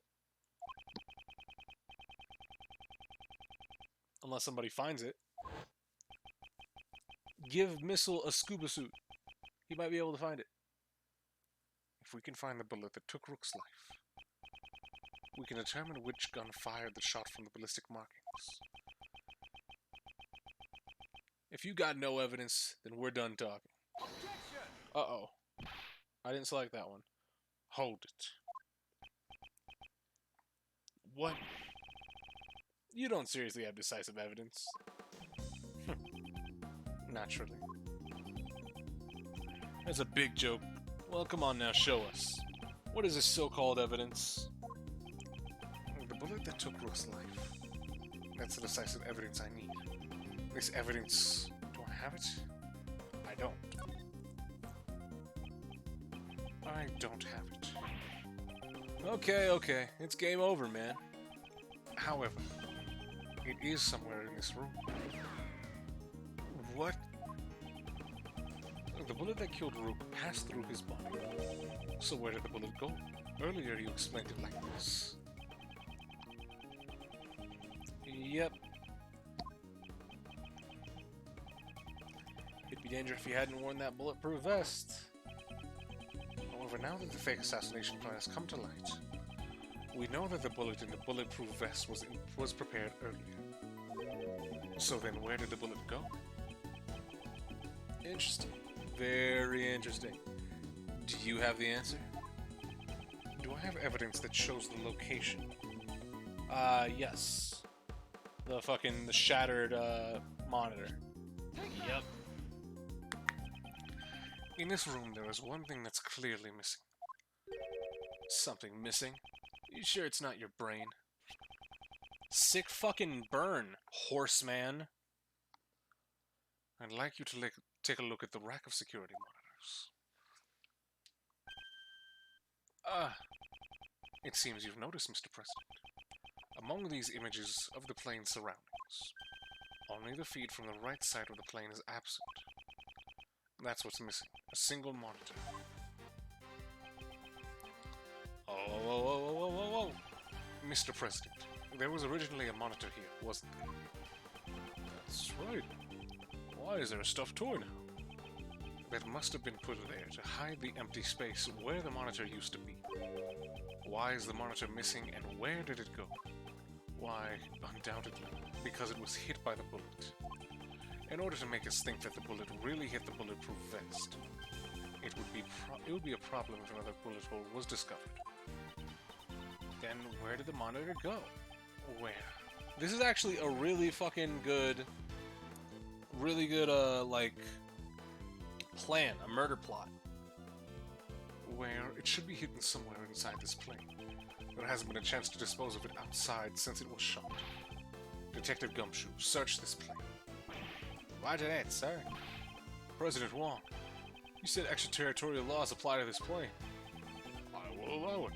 There is no problem. I just want to know the truth of Rook's death. Big yawn. Damn it. You think this is a joke? You're always like this, Rook that. Detective, we have his approval. Go ahead.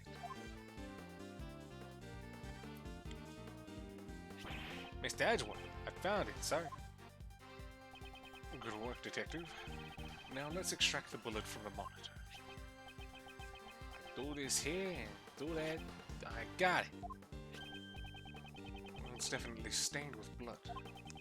I'm certain this is the bullet that killed Rook. Bloody bullet. It seems like we're getting close to wrapping this bitch up. This is the bullet that will crush your arguments. The decisive evidence that blows a hole in your logic.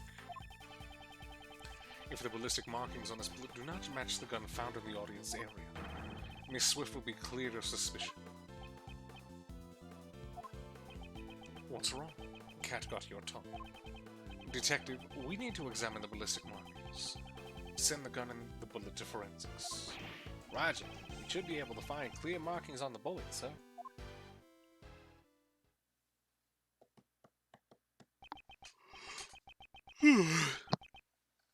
Now then, let's listen to the forensic report. Reporting. First, the blood on this bullet matches the victim's blood. So, this bullet really did take Rook's life. Also, Horace Knightley's fingerprints were found on this gun. Knightley's fingerprints probably came from when he took all our evidence. The real issue is the ballistic markings. Go ahead. If the markings don't match, Miss Swift will be cleared of suspicion. And the bullet's ballistics markings match this gun. What? They match? What? No way. Okay. That's a bit of a problem. There's no mistake. The bullet was fired from this gun. Well, no, No.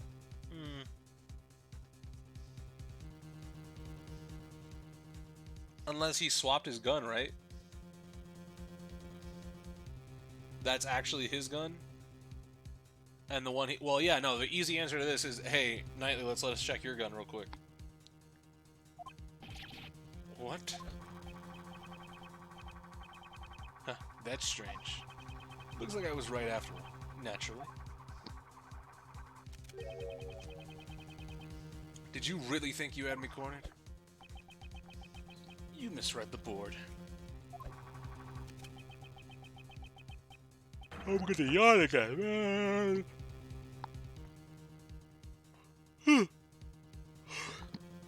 I'm hungry and tired now. The one who's been cornered is you. You want to do this? You want to do this? I'll cook you, little man. If the ballistic markings match the gun, then there can be no doubt. Oh! This is nice. Not crazy, but it's nice. If the ballistic markings match the gun, there can be no doubt. The bullet that killed Rook was fired from the gun you found in the audience area. Who could have used the gun? Not me, because I was on stage. But what about that lady reporter in the audience? All the evidence points to that young lady as the assassin who killed Rook. Okay. So... If... Damn it. If the ballistic markings match, that only proves that they were fired from that gun. It doesn't prove that it's the gun that... It's a gun that fucking... It's a gun that Nicole fired, right? That it only proves that the bullets were fired from this gun. Well, it's your move, Prosecutor. Where did you find this gun again? In which gun fired the bullet? At least we know. It ain't me. This can't be happening. The President and I have admitted to the fake assassination plot. Now it's your turn to admit who the real criminal is. That doesn't make Nicole a criminal. Don't get riled up, Kay. Let's let him have his say first. After he's done, it won't be too late to begin our counterattack. All right, Mr. Edgeworth. Time to do that bluff thing. There can be no doubt. There can be a little doubt. We can have a little doubt as a treat. No, that's... Didn't you say it earlier? This is decisive evidence. Well, how does it feel to have a hole blown through your reasoning? The ballistic markings match the gun we found, so... Well, also, it proves that he was shot in the plane. Was the reporter allowed in the plane? Does that mean Nicole really was the shooter? I'd like to believe otherwise. But he's got the decisive evidence on his side, sir. Indeed. How should I proceed? If Miss Swift isn't the killer, then the ballistic markings should not match. Thoughts, Kay? If the evidence is impossible, then maybe we should doubt the evidence itself, right? Doubt the Are you fucking serious? Nicole's definitely not a criminal. Yeah, from all that time you spent with her. So if the evidence says that she's a criminal, there must be something wrong with it. It's not how that works. You seem awfully sure of yourself. It's a great thief's intuition. Intuition. Still, it's quite possible. Above all, Miss Swift doesn't seem like the type of person to tell such elaborate lies. In court, the evidence is everything, and yet here I am doubting it. Which evidence do I doubt? The gun. If anything's suspect here, it can only be the gun. If the bullet was discovered just a moment ago, it couldn't have been tampered with yet. Did Knightley have a chance to tamper with the gun? Yes.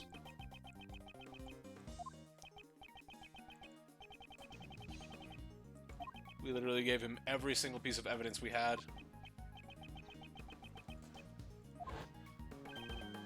That's it. He could have tampered with the gun at that time. There's no doubt that this gun is the real murder. In that case, the owner of this gun is... Well, simple. He must have switched the guns. Without a doubt, this is Knightley's own gun. Alright. Bullet that killed Rook was fired from the gun you found in the audience area. Oh, well, I mean, we now have we have this, which now we can present. It's your revolver, right? Objection!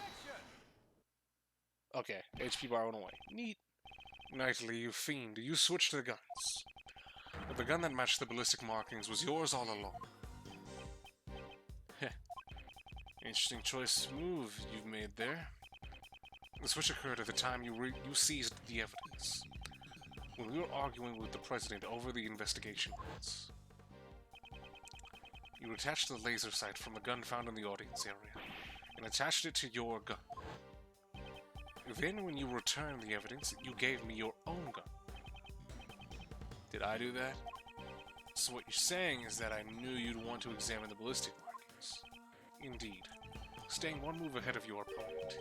Isn't that the fundamental rule of chess? Just hit yourself. I'm glad you feel that way, Mr. Prosecutor, but you're giving me too much credit. Besides, can you even prove I pulled the old switcheroo with the guns? Yes, check the chambers. What? Or the fingerprints, one of the two. If he switched the ammo out too, then he should have switched the empty cartridges into this gun as well. Knightley's logic part 2. So the gun happens to be the same model as mine, pure coincidence. But take a closer look. Only one of them has a laser pointer attached to it. Check the number of bullets left in the... Okay, only 2 shots fired, see? There's no evidence that I switched the guns, right?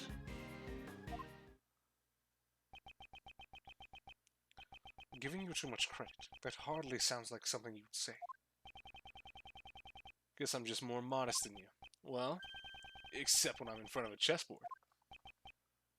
But we're not in front of a chessboard. That's too bad. Don't use that as an excuse later. I didn't lose the game. I just couldn't find enough evidence. You're the one who should have an excuse ready. You didn't beat me at chess. You only found the evidence. Alright.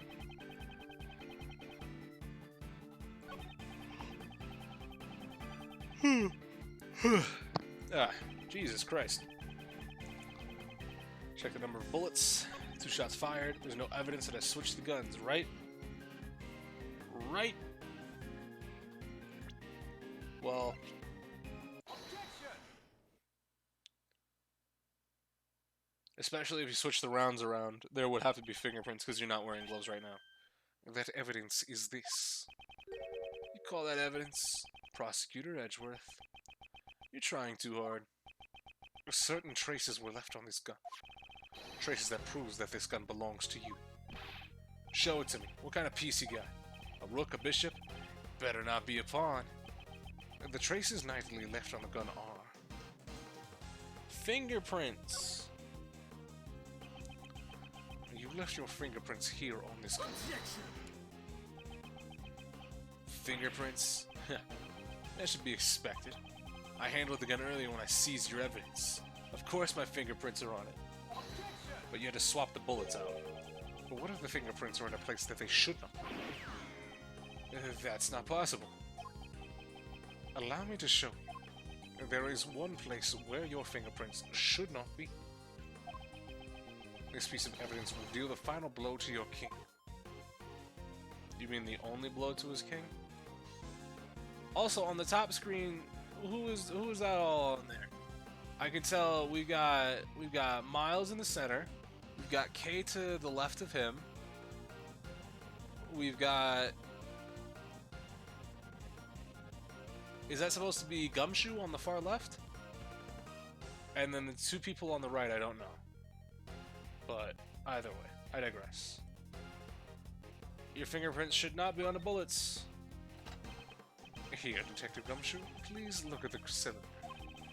2 shots were fired, sir, but where would the fingerprints be? On the fucking bullets themselves, are you serious? Not Gumshoe? The only reason I thought it was Gumshoe is because it looks like he has the pencil in his hair as well. Oh, and I just noticed that's on the bottom screen too. I'm literally blind, by the way. But I saw penciled in a spot that looked like the ear, and I was like, Gumshoe, but they drew him a little bit slim.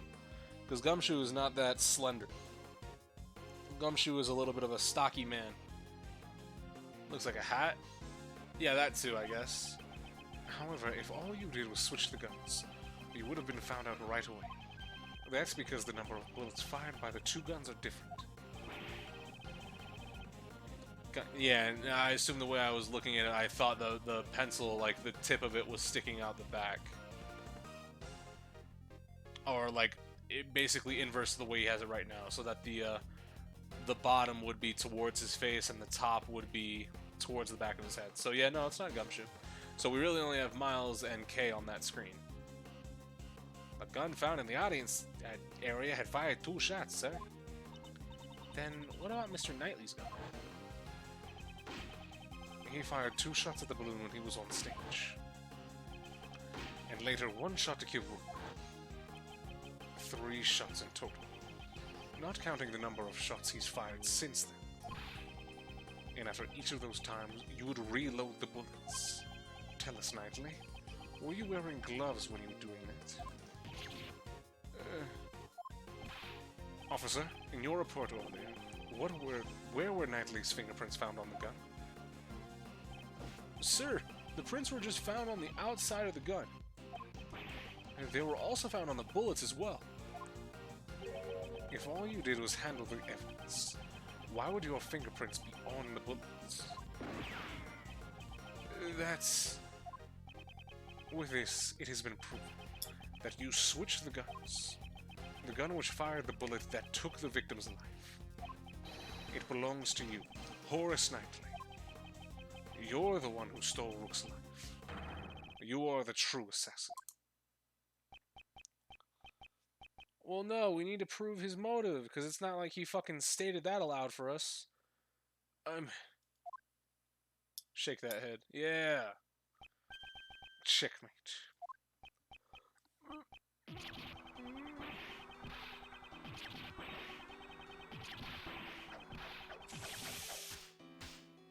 Blue Badger, I saw it. What the fuck is all hitting him? There was a lot of shit hit.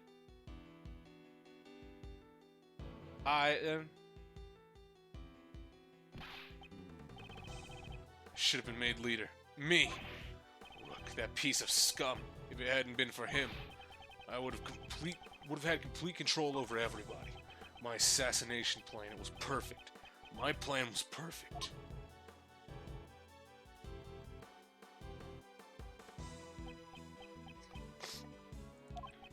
Detective Gumshoe, if you please.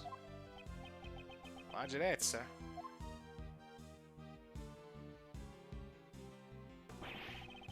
Edgeworth! This game isn't over yet, you hear me? That's enough. The rest of this game will continue in the courtroom. Damn it. Damn you.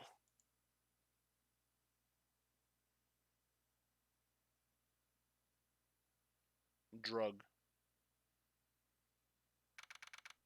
March 25th, 5:12 p.m., Gourd Lake Park, stage. This was all done in the span of like fucking what, 3 hours? You have my gratitude. You exposed a murderer amongst my bodyguards, and for that I am truly in your debt. As soon as he stepped outside the plane, he reverted back to his king-like persona. Some time ago, when I proposed the fake assassination plan. You want me and not Rook? Rook declined. So I'm asking you. What do you say? Alright, let's do this. I'll come up with a perfect plan. I can even use that guy as a chess piece. I'm really getting the strong, the chess vibes. I get it. You guys like chess. When Knightley said that, his eyebrows were overflowing with hatred towards Rook. Frankly, I was quite anxious about asking Knightley instead of Rook. Now that I recall those events, he probably sensed the anxiety in my countenance. Perhaps that is what gave him the impetus for murder. Mr. President, if you had not orchestrated that fake plan, this would not have happened. That is your sin. A sin that won't disappear. You caused death, nigga. Yes, you are absolutely correct. You have my sincerest apologies. I too must bear some responsibility for this. Even so, I am most grateful to you. Thank you for solving the mystery of Rook's death. I am scheduled to stay in this country for a little longer. I hope, You show up a little bit more, because you kind of got a neat character. but if any of you ever wish to visit the Republic of Zangfa, you will always be welcome. Nigga, I better be welcome. I saved your economy. Oh, Lottie, thank you, thank you, thank you. I'm so happy for you, Nicole. You were set up as the suspect for the murder. Still, your involvement with the fake assassination plan remains as a fact. You will have to submit to the police questioning later. You should know that there is still a possibility you may be charged with some crime. Yeah, I know. Sorry about all this. I understand you want to catch a scoop, but there's a line that should not be crossed. I hear you. I promise to reflect on this. We did it, Mr. Edgeworth. That was awesome. Prosecutor Edgeworth solves presidential assassination attempt. It's gonna be big news. Big news? Mr. Prosecutor, would you mind telling us how you feel about solving the case? That was certainly a quick change of attitude. No comment. Oh, don't be so ornery. The reason is because this case is not over yet. Huh? Not over? What do you mean, sir? Which shows that this case is not over yet? The fact that this goddamn bastard gave me his calling card? Take that! The killer's card. The killer still hasn't carried out his request. You mean killing the president? I hope this doesn't turn into a large incident. An assassination attempt on the president of Zangfa. News of this incident spread across the entire country. The mass media also hounded me as I began to prepare for the trial of Horace Knightley. Everyone had seen the news and everyone was talking about it. However, amidst the commotion, nobody noticed that the game had only just begun. Triple H niggas. The end. That was a pretty decent case one. A brand new episode has been added. The Imprisoned Turnabout. But I will say that that is where we're going to stop for today.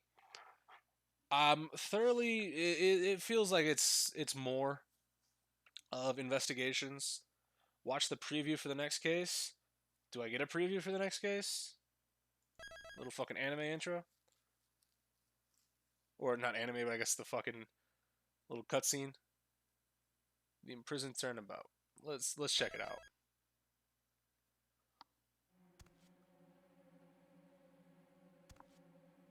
Oh.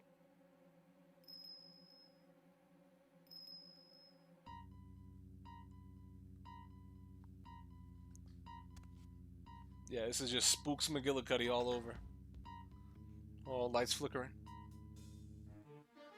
It's blood.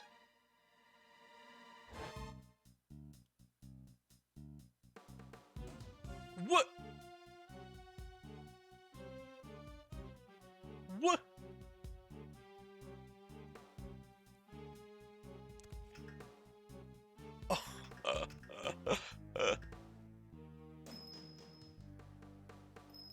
Alright then.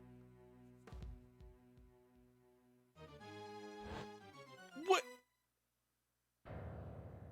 Dog niggas.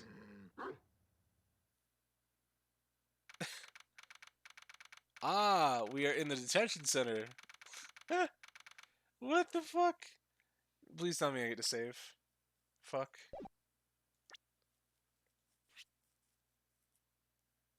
Prefer to keep it in my pocket. Self-reported great thief, searches for the truth as a second Yatagarasu. Homicide detective at the local precinct in charge of the initial investigation. Yeah, that's the only two we have. Press enter? Yeah, I assume. I don't have my save button. I don't have a save button. Where's my save button?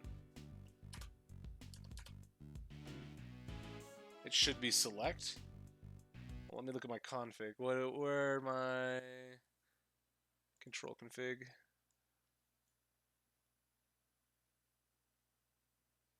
Oh, it's because I changed it.